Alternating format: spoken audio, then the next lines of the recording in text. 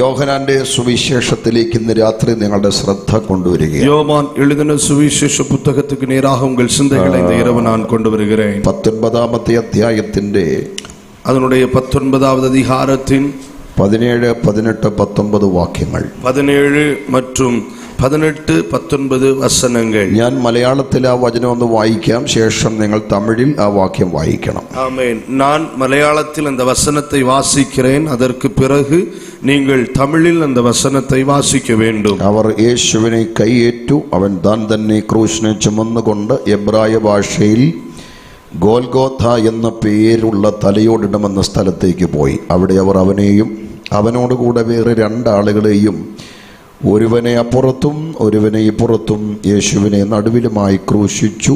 പീലാത്തോസ് ഒരു മേലെഴുത്തും എഴുതി ക്രൂശിന്മേൽ പതിപ്പിച്ചു. അതിൽ നസ്രയനായ യേശു യഹൂദന്മാരുടെ രാജാവ് എന്ന് എഴുതിയിരുന്നു.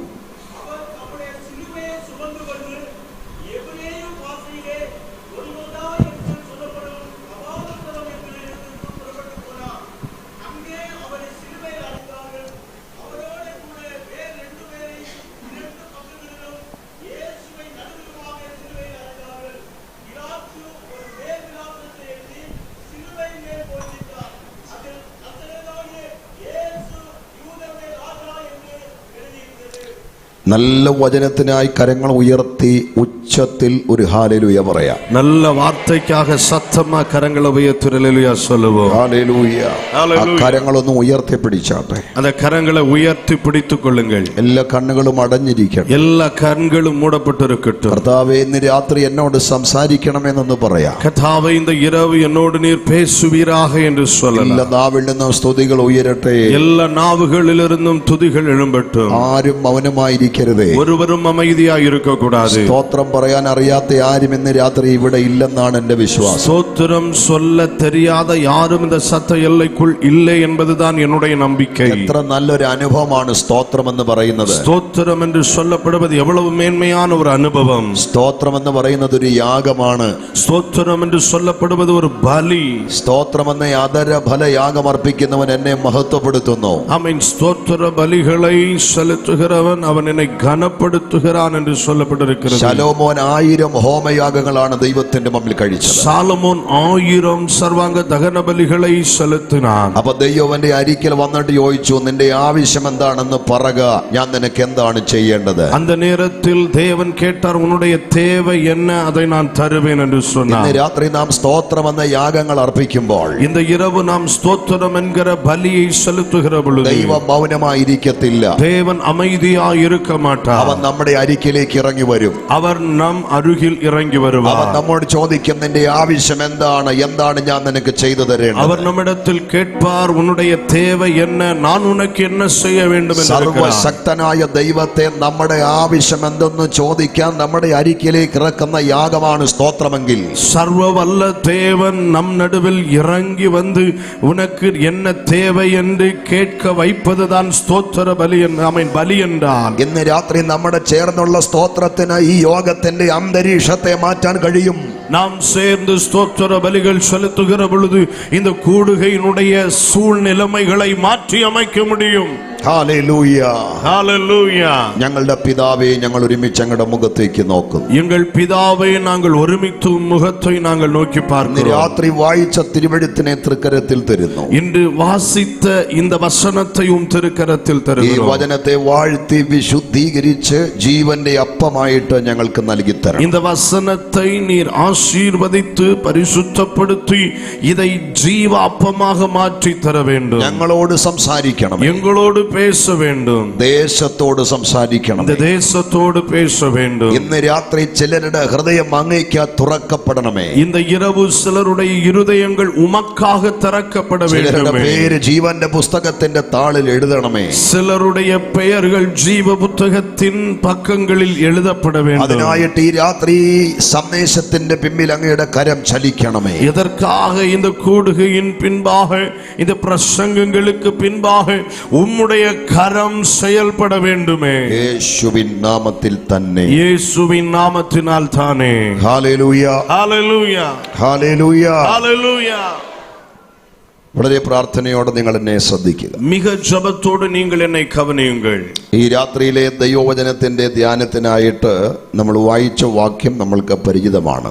இந்த இரவு நாம் பிரசங்கத்திற்காக தியானத்திற்காக வாசிக்க கேட்ட வேத பகுதி நம் அனைவருக்கும் மிகவும் பரிச்சயமானது. കർത്താവിന്റെ ദാസന്മാർക്ക് ഈ വേദഭാഗങ്ങൾ ഏറെ സുപരിചിതമാണെന്ന് എനിക്കറിയാം. தேவ ஊழியர்களுக்கு இந்த வேத வசனங்கள் மிகவும் பழக்கமானது என்பது எனக்கு தெரியும். ദൈവവചന പ്രഭാഷണത്തിന് എനിക്ക് ലഭിക്കുന്ന ഇടങ്ങളില് ഞാൻ സാധാരണ കൈകാര്യം ചെയ്യാറുള്ളൊരു വചനമാണ് ഇന്ന് രാത്രിയിൽ നിങ്ങളെ വായിച്ച് കേൾപ്പിച്ചത്. எங்கெல்லாம் வேத வசனம் பிரசங்கிக்க எனக்கு வாய்ப்பு கிடைக்கிறதோ அங்கெல்லாம் அவ்விடங்களில் நான் பயன்படுத்துகிற ஒரு வசனத்தை தான் இந்த இரவு நாம் வாசிக்க கேட்டிருக்கிறோம். നമ്മുടെ കർത്താവായ യേശുക്രിസ്തുവിന്റെ ക്രൂശ് മരണവുമായി ബന്ധപ്പെട്ട ഏറ്റവും പ്രധാനപ്പെട്ട ഒരു ചരിത്രമാണ് നമ്മൾ വായിച്ചത്. நமது ஆண்டவரும் இரட்சகருமாகிய இயேசு கிறிஸ்துவினுடைய ஆமென் சிலுவை மரணம் சம்பந்தப்பட்ட ஒரு பகுதி அனுபவத்தை தான் நாம் வாசிக்க கேட்டிருக்கிறோம். സകല മനുഷ്യന്റെയും പാപത്തിന്റെ പരിഹാരത്തിന് സ്വർഗമഹിമകൾ വെടിഞ്ഞ് കർത്താവ് താണലോകത്തിൽ വന്നു. சகல மனுக்குலத்தினுடைய பாவ பரிகாரத்திற்காக பரலோகத்தை விட்டு தேவகுமாரன் இயேசு இந்த பூமியில் வந்தார். 33.5 വർഷം കർത്താവ് ഈ ലോകത്തിൽ പാർത്തു.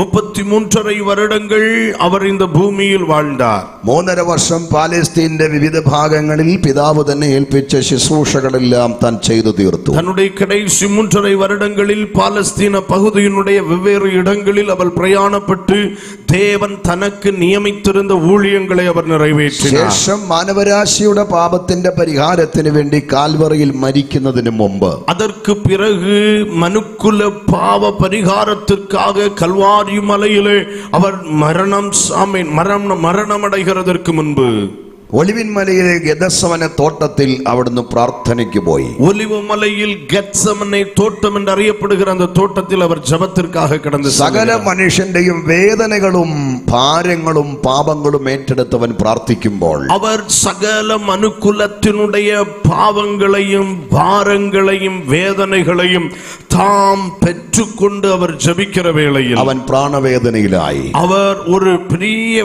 வேதனை ஆமென் மனக்லேஷ അങ്ങനെ ഗെത്സമനയിൽ അവിടുന്ന് പ്രാണവേദനയിൽ പിടഞ്ഞു പ്രാർത്ഥിച്ചു നിൽക്കുമ്പോൾ அவர் கெத்செமனே தோட்டத்தில் வியாகுலப்பட்டு ஜெபத்தில் அவர் வேதனைப்படுகிற பொழுது ആ രാത്രിയിൽ ഒരു കൂട്ടം പടയാളികൾ പന്തങ്ങളും ഉയർത്തിപ്പിടിച്ച് യേശുവിന്റെ അരികിലേക്ക് പാഞ്ഞു വന്നു. அந்த இரவு வேளையில் ஒரு கூட்டம் சேவகர்கள் பந்தங்கள் ஆயுதங்களை சுமந்து கொண்டு இயேசுவை பிடிக்க வந்தார்கள். അവർ യേശുവിനെ കടന്നു പിടിച്ചു. அவர்கள் இயேசுவை பிடித்தார்கள்.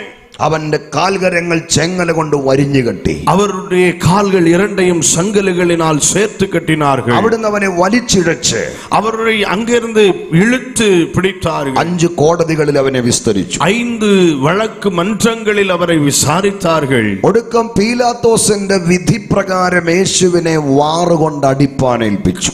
கடைசியாக பிலாத்துவினுடைய கட்டளை பிரகாரம் அவரை வாரினால் அடிப்பித்தார்கள்.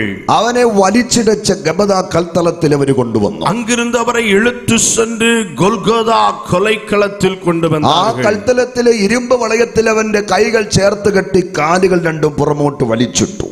அவருடைய கைகள் இரண்டையும் இரும்பு வளையத்துக்குள் சேர்த்து கட்டி வைத்து காலை பிடித்து இழுத்து வைத்தார்கள். ക്രൂരരായ പടയാളികൾ ഒന്നുകുറയെ 40 തവണ അവനെ അടിച്ചു. அங்கே நாம் பார்க்கிறோம் அந்த ஸ்தலத்தில் வைத்து கொடூரமான இரக்கமற்ற ரோம சேவகர்கள் ஒன்று குறைய 40 முறை அவரை அடிக்கிறார்கள். പുറമെല്ലാം ഉഴവുചാല് പോലെ കീറി. ஆமென். அவருடைய சரீரம் எல்லாம் உழவர் சாலையை போல உழப்பட்டிருந்தது. രക്തം ധാരധാരയായി ഒഴുകി ഗബദാ കൽത്തളത്തിൽ തളം കെട്ടി കിടക്കുന്നു. அவர் சரீரத்திலிருந்து வந்த இரத்தம் எல்லாம் அங்கே கட்டி நிற்கிறதை பார்க்க முடியும். ആ രക്തത്തിൽ കാഴ്ച വെട്ടി പടയാളികൾ വീണ്ടും അവനെ അടിക്കും. அந்த இரத்தத்தை தங்கள் கால்களின் கீழாக மிதித்து நின்று கொண்டு அந்த ரோம சேவகர்கள் மீண்டும் அவரை அடிக்கிறார்கள். അവർ അവനെ അടിച്ച് തകർത്തു. மொத்தத்தில் அவரை அடித்து தகர்த்து போட்டார்கள். കൈയുടെ കെട്ട് കൽത്തളത്തിൽ നിന്നും അഴിച്ചൊരു ഭാഗത്തേക്ക് വലിച്ചു മാറ്റി. அவரை அடிக்க கெட்டி வைத்திருந்த அந்த இரும்பு தூண்களில் இருந்து அவருடைய கரங்களை அவிழ்த்து மாற்றினார்கள். വിഷമുള്ളുകൊണ്ട് മെടഞ്ഞൊരു കിരീടമുണ്ടാക്കി തലയിൽ വെച്ചത് കോലുകൊണ്ട് അടിച്ചിറക്കി. ஒரு விஷ முள்ளினால் செய்யப்பட்ட ஒரு கிரீடத்தை அவர் தலையின் மேல் வைத்து கோலினால் அடித்தார்கள். എന്നിട്ട് അവനെ പിടിച്ചെഴുന്നേൽപ്പിച്ച് നിർത്തി ഭാരമേറിയ ഒരു മരക്കുരിശ് അവന്റെ തോളിൽ വെച്ച് കൊടുത്തു. அதன் பிற்பாடு அவரை பிடித்து எழுப்பி நிறுத்தி அவர் அவருடைய தோள்களின் மேல் மிக பாரமேறிய சிலுவையை மர சிலுவையை சுமத்தினார். சகல முறிவேற்றவன், அவர் சரீரம் முழுவதும் காயப்பட்டவர், முள்கிரீடம் தலையில் வச்சவன், முள்கிரீடம் தலையில் சூட்டப்பட்டவர், பாரமேறிய மரக்குரிசும் தோளில் வச்சு பாரமுள்ள மர சிலுவையை தோளில் சுமந்து எபதா கல்தலத்தினும் கால்வரியிலேக்கு நடந்தார். ஆமென். இந்த பிலாத்துவினுடைய முற்றத்திலிருந்து அவர் கல்கதா வரையிலும் கொண்டு செல்லப்படுகிறார். அவரை கால்வரியிடம் மலையில் எத்திச்ச சேஷம் அவரை கொல்கொதா கல்வாரி மலையிலே கொண்டு சேர்த்த பிறகு இரண்டு கள்ளன்மாருக்கு நடுவில், இரண்டு கள்ளர்களுக்கு மத்தியிலே 150 கிலோ தூக்கமுள்ள ஒரு വലിയ മരക്കുരിശിൽ ஒரு 150 കിലോ கனமுள்ள ஒரு மர சிலுவையில் 3 ആണിമേൽ അവനെ ക്രൂശിച്ച ശേഷം 3 കാരിരുമ്പ് ആണികളിൽ അവரை അടിച്ച പിற்பாடு അന്നത്തെ ഗവർണറായ പീലാത്തോസ്, അன்றைக்கு இருந்த ഗവർണറായ പിലാത്തു 3 ഭാഷയിൽ ഒരു മേലെഴുത്തെഴുതി അവന്റെ ക്രൂശിൽ പതിപ്പിച്ചു. 3 മൊഴികളിൽ ഒരു ബോർഡിൽ മേൽ ആമേൻ എഴുത്ത് എഴുതി அந்த சிலுவையின் மேல் வைத்தார். ആ മേലെഴുത്തിന്റെ പൂർണ്ണ രൂപമാണ് നമ്മൾ വായിച്ചത്. அந்த இடத்தில் செய்யப்பட்ட அந்த காரியங்களை தான் இன்றைக்கு நாம் வாசித்தோம். നസ്രയനായ യേശു യഹൂദന്മാരുടെ രാജാവ്. அதில் எழுதி இருந்ததுதான் இது, നസ്രയനായ യേശു യൂദருடைய ராஜா. ആ കൈകൾ ഉയർത്തി ഒരു ഹല്ലേലൂയ പറഞ്ഞു. அந்த கரங்களை உயர்த்தி ஒரு ஹல்லேலூயா சொல்லுங்க. ആമേൻ. ஆமென். അപ്പൊ ഇന്ന് രാത്രി നമ്മൾ വായിച്ച വചനത്തിനകത്ത് இந்த இரவு நாம் வாசிக்க கேட்ட வசனத்திற்குள்ளே വളരെ ശ്രദ്ധേയമായ മൂല്യമായ ഒരു പദം മറഞ്ഞു കിടപ്പുണ്ട്. இங்கே சொல்லப்பட்டிருக்கிற மிகவும் விசேஷித்த தன்மையுடைய ஒரு வார்த்தை இருக்கிறது. ആ പദത്തെ ആത്മനിയോഗത്തോടെ അടർത്തി ഇന്ന് രാത്രി ഞാൻ നിങ്ങളുടെ മുമ്പിൽ വെക്കുകയാണ്. அந்த வார்த்தையை நான் ஆவியானவருடைய நடத்துதலோடு அதை கொஞ்சம் ஆமென் உருவாக்கி மேன்மைப்படுத்தி உங்கள் முன்பாக வைக்கிறேன். പദത്തെയാണ് ഇന്ന് രാത്രി ഞാൻ എക്സ്പ്ലെയിൻ ചെയ്യാൻ വിശദീകരിക്കാൻ அந்த ஒரு വാർத்தையை தான் இந்த இரவு நான் உங்களுக்கு விளக்கம் அளிக்க விரும்புகிறேன். ഏതാണ് ആ പദം? அந்த வார்த்தை எது?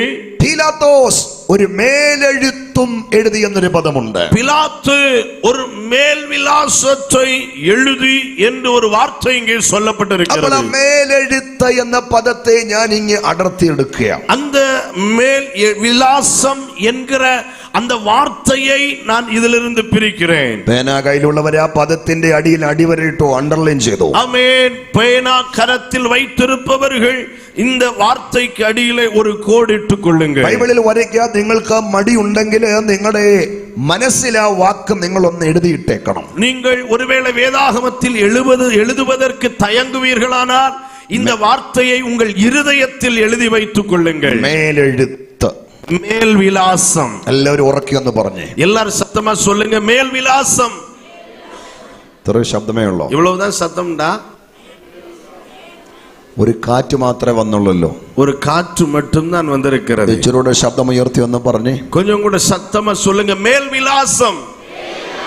കലാം തമിഴിലെ ആ പരിഭാഷ എനിക്ക് ഇഷ്ടപ്പെട്ടു. മേൽ വിലാസം. மேல் விலாசம் தமிழில் சொல்லப்பட்டிருக்கிற அந்த வார்த்தை எனக்கு மிகவும் பிடித்திருக்கிறது. മലയാളത്തിൽ മേലെഴുത്ത്. ஆமென். மலையாளத்துல மேல் எழுத்து என்று சொல்லப்பட்டிருக்கிறது. ബൈബിളിന്റെ പരിഭാഷയിൽ എനിക്ക് ഏറ്റവും ഇഷ്ടപ്പെട്ടത് തമിഴാണ്. ஆமென். வேத மொழியாக்கங்களில் எனக்கு மிகவும் பிடித்த ஒரு மொழியாக்கம் தமிழ். കുറച്ചുകൂടെ ക്രിസ്റ്റൽ ക്ലിയർ ആണ് തമിഴിന്റെ പരിഭാഷ. ஆமென். தமிழ்ல சொல்லப்பட்டிருக்கிற வார்த்தை எல்லாம் கொஞ்சம் கூட தெளிவாக காணப்படுகிறது. മലയാളം വന്നത് തന്നെ തമിഴിൽ നിന്നാണെന്ന് എനിക്ക് തോന്നുന്നത്. மலையாள மொழியே தமிழ்ல இருந்து தான் வந்தது என்று நான் நினைக்கிறேன். ഓർത്താൽ നാം എല്ലാം ഒരൊറ്റ തറവാട്ടുകാരാണ്. ഓർത്താൽ നാം എല്ലാം ഒരൊറ്റ കുടുംബക്കാരാണ്. நாம் கொஞ்சம் நினைவு கூர்ந்தால் நாம் எல்லாரும் ஒரே நிலப்பரப்பை சார்ந்தவர்கள். ഹല്ലേലൂയ. ஹல்லேலூயா. അപ്പോൾ ആ പദം നിങ്ങൾ മറന്നു പോകരുത്. அந்த வார்த்தையை நீங்கள் மறந்து போக கூடாது. മേലെഴുത്ത്, மேல் விலாசம். അപ്പൊ ഇന്ന് രാത്രിയിൽ എന്റെ പ്രസംഗത്തിന് നിങ്ങളുടെ അനുവാദത്തോടെ ഞാൻ ഒരു ഹെഡിങ് കൊടുക്കുകയാണ്. இன்றைக்குள்ள பிரசங்கத்திற்கு உங்களுடைய அனுமதியோடு நான் ஒரு தலைப்பு சொல்லுகிறேன். വിശുദ്ധ തിരുവഴുത്തിലെ മേലെഴുത്തുകൾ. பரிசுத்த வேதாகமத்தின் மேல் விலாசங்கள். ഹല്ലേലൂയ. ஹல்லேலூயா. അതുകൊണ്ട് ആവർത്തിക്കാം. വിശുദ്ധ തിരുവഴുത്തിലെ മേലെഴുത്തുകൾ. பரிசுத்த வேதாகமத்தில் மேல் விலாசங்கள். ഹല്ലേലൂയ. ஹல்லேலூயா. ഹല്ലേലൂയ. ஹல்லேலூயா. മേലെഴുത്ത് എന്ന പദത്തിന് ഭാഷാ നിഘണ്ടുവിൽ 3 ആശയമാണുള്ളത്. மேல் விலாசம் என்கிற அந்த வார்த்தையை நாம் கொஞ்சம் அதனுடைய மொழியில் கற்றுக்கொள்ளுகிற பொழுது 3 விளக்கங்கள் கிடைக்கிறது. ഒന്ന് എഴുതിയതിന് മുകളിൽ എഴുതിയ എഴുത്ത്, ஒன்று எழுதப்பட்டதின் மேல் எழுதப்பட்ட ஒரு எழுத்து, 2 അധികാരികൾ കൊടുത്തുവിടുന്ന കുറിപ്പ്, இரண்டாவது அதிகாரிகள் கொடுத்து அனுப்புகிற குறிப்புகள், 3 അധികാരികളുടെ കത്ത്, மூன்றாவது அதிகாரிகளுடைய நிரூபங்கள். ഈ 3 ആശയമാണ് ഭാഷാ നിഘണ്ടുവിൽ മേലെഴുത്തെന്ന പദത്തിനുള്ളത്. இந்த 3 விளக்கங்கள் தான் இந்த வார்த்தையினுடைய மூல மொழியிலிருந்து நாம் பெற்றுக்கொள்ளுகிற விளக்கங்கள். മേലെഴുത്തെന്ന വിഷയത്തോടുള്ള ബന്ധത്തിൽ വേദപുസ്തകത്തിൽ നാം ഒരു അന്വേഷണം നടത്തിയാൽ, நாம் வேத புத்தகத்தில் மேல்விலாசம் என்கிற அந்த வார்த்தையை குறித்து நாம் விளக்கமாய் ஆராய்ந்து பார்த்தால், വിശുദ്ധ ബൈബിളിൽ 3 മേലെഴുത്തുകൾ നമുക്ക് കാണുവാൻ കഴിയും. பரிசுத்த வேதாகமத்தில் 3 மேல் விலாசங்களை பார்க்க முடியும். ആ 3 മേലെഴുത്ത് അല്പമായൊന്ന് വിശദീകരിച്ച് ഇന്ന് രാത്രി അവസാനിപ്പിക്കാം. இந்த இரவு அந்த 3 மேல் விலாசங்களை கொஞ்சம் விவரமாய் நாம் ஆராய்ந்து நாம் ஜெபிக்க போகிறோம். ഒന്നാമത്തെ മേലെഴുത്ത്, முதலாவது மேல் விலாசம் ദാനിയേൽ പ്രവാചകന്റെ പുസ്തകം 5-ാം അധ്യായത്തിന്റെ 5-ാമത് വാക്യത്തിലാണ്. தானியேல் தீர்க்கதரிசன புஸ்தகம் 5வது அதிகாரம் 5வது வசனம். പിന്നീട് വായിച്ചാൽ മതി, அதை பின்பு வாசித்தால் போதும். രണ്ടാമത്തെ മേലെഴുത്ത്, இரண்டாவது மேல் விலாசம், ലൂക്കോസിന്റെ സുവിശേഷം 20-ാം അധ്യായം 22-ാമത്തെ വചനമാണ്. லூக்கா எழுதின சுவிசேஷ புத்தகம் 20வது அதிகாரம் 22வது வசனம். മൂന്നാമത്തെ മേലെഴുത്ത്, மூன்றாவது மேல் விலாசம், യോഹന്നാന്റെ സുവിശേഷം 19-ാം അധ്യായം 17, 18, 19 വാക്യം. யோவான் எழுதின சுவிசேஷம் 19வது அதிகாரம் 17, 18, 19 വചനങ്ങൾ. മേലെഴുത്തെന്ന വിഷയത്തിൽ ബൈബിളിൽ നാം ഒരു അന്വേഷണം നടത്തിയാൽ 3 മേലെഴുത്തുകൾ ബൈബിളിൽ നമുക്ക് കാണുവാൻ കഴിയും. மேல் விலாசம் என்கிற வார்த்தையை நம் வேதாகமத்தில் கொஞ்சம் தேடி ஆராய்வோமானால் நமக்கு கிடைக்கிற 3 மேல் விலாசங்கள் இங்கே சொல்லப்படுகிறது. ഒന്നാമത്തെ മേലെഴുത്ത് ഏതാണ്? முதல் மேல் விலாசம் எது? ദാനിയേൽ 5:5. தானியேல் தீர்க்கதரிசன புஸ்தகம் 5வது அதிகாரம் 5வது வசனம். ഏതാണ് മേലെഴുത്ത്? அந்த மேல் விலாசம் என்ன? ആ മേലെടുത്ത് പിന്നീട് വായിച്ചാൽ മതി, பிறகு வாசித்தால் போதும். ഞാൻ പറയുമ്പോൾ വായിച്ചാൽ മതി. நான் சொல்லும்போது அதை வாசியுங்கள். ബാബിലോണിന്റെ 2ാമത്തെ ചക്രവർത്തിയായ ബെൽസസ്സർ രാജാവിന്റെ നിഗളത്തിനും അശുദ്ധിക്കും വിരോധമായി ദൈവം തന്റെ കരമയച്ച് കൊട്ടാരത്തിന്റെ ഭിത്തിയിൽ എഴുതിച്ച എഴുത്താണ് ഒന്നാമത്തെ മേലെഴുത്ത്. பாபிலோன் பேரரசினுடைய 2வது பேரரசராயிருந்த பெல்ஷாத்சார் என்கிற ராஜாவின் நாட்களில் அவனுடைய பெருமைக்கும் அவனுடைய அசுத்தமான வாழ்க்கைக்கும் விரோதமாக தேவன் தம் கரத்தை அனுப்பி அரண்மனையினுடைய சுவரில் எழுதின அந்த எழுத்துதான் முதல் அந்த மேல் எழுத்து என்பது. ഈ മേലെഴുത്തിന് നമ്മൾ കൊടുക്കുന്ന പേര്, இந்த மேல் எழுத்துக்கு நாம் கொடுக்கிற பெயர் അഹങ്കാരത്തിനെതിരെയുള്ള മേലെഴുത്ത്. ஆமென். பெருமைக்குரிய மேல் எழுத்து. ഈ മേലെഴുത്തിൽ 2 ഗൗരവമേറിയ സന്ദേശമാണുള്ളത്. இந்த மேல் எழுத்தில் 2 முக்கியமான செய்திகள் இருக்கிறது. ഒന്ന്, നമ്മൾ താഴ്മയുള്ളവരായിരിക്കണം. ஒன்று, நாம் தாழ்மை உள்ளவர்களாக இருக்க അല്ലെങ്കിൽ வேண்டும். നമ്മൾ നിഗളിക്കരുത്. இல்லாவிட்டால் நாம் நிலை நிற்க முடியாது. 2, വിശുദ്ധമായി സൂക്ഷിക്കേണ്ടിയതിനെ അശുദ്ധമാക്കരുത്. இரண்டாவது, பரிசுத்தமாய் பாதுகாக்க வேண்டியவற்றை நாம் ஒரு பொழுதும் அசுத்தமாக்க கூடாது. നിഗളിച്ചവനും അഹങ്കരിച്ചവനും ശുഭപ്പെട്ടിട്ടില്ലെന്ന് കാലം തെളിയിച്ചിട്ടുണ്ട്. ஆமென். பெருமைப்பட்டவனும் அசுத்தத்தை நடப்பித்தவனும் காலம் தாண்டி ஜீவித்தது இல்லை, நிலை நின்றது இல்லை என்பதை காலம் நமக்கு தெளிவுபடுத்தி இருக்கிறது. നിഗളിച്ചവനും അശുദ്ധി ചെയ്തവനും ശുഭപ്പെട്ടിട്ടില്ലെന്ന് സംഭവങ്ങൾ തെളിയിച്ചിട്ടുണ്ട്. பெருமை உள்ளவனும் அசுத்தத்தை நடப்பிக்கிறவனும் ஒரு பொழுதும் நன்மை பெற்றதில்லை என்பதை காலம் நிரூபித்திருக்கிறது.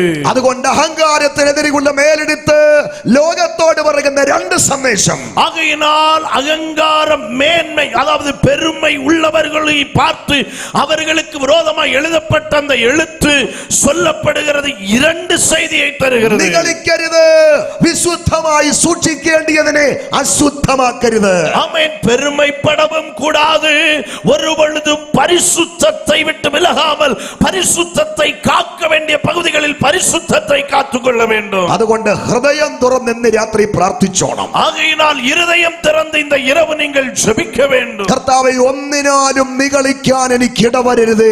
ஆண்டவரே, யாதொரு விஷயத்தினாலும் நான் பெருமை பாராட்டுவதற்கு கிருபை தருவீராக. വിശുദ്ധമായി സൂക്ഷിക്കേണ്ടതിനെ അശുദ്ധമാക്കാൻ ഇടവരരുത്.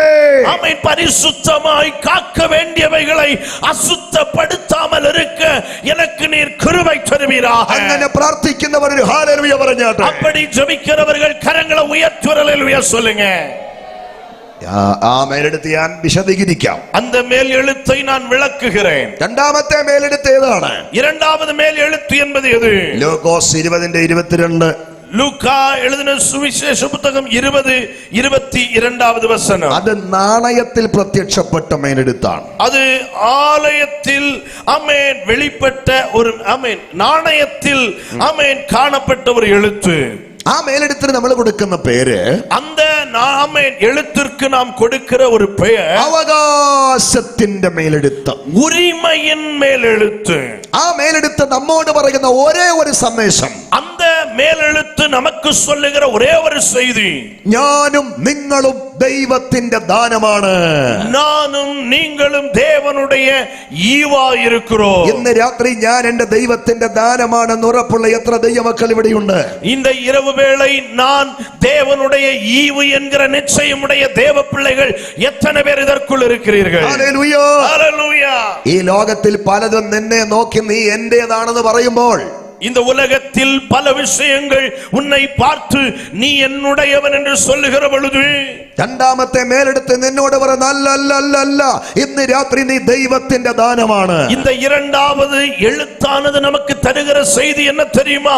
இல்லை இல்லை இல்லை, நீ தேவனுடைய ஈவா இருக்கிறாய். ദൈവത്തിന്റെ ദാനമാണ്. ഇന്ന് രാത്രി വിശ്വസിച്ചാൽ നിനക്ക് വേണ്ടി വാദിക്കുന്ന ചിലർ ഇന്ന് രാത്രി നിന്നെ വിട്ട് അഴിയും. நீ தேவனுடைய ஈவு என்பதை நீ புரிந்து கொண்டு அதை நீ உரிமை கொள்வாய் என்றால் இன்றைக்கு உன்மேல் உரிமை பாராட்டுகிற அநேக விஷயங்கள் உன்னை விட்டு விலகி போகும். ആ കൈകളടിച്ച് ആത്മാവിൽ നിന്ന് ബലപ്പെടാതെ கரங்களை தட்டி ஆவியில் பலப்படுங்கள். ഹല്ലേലൂയ.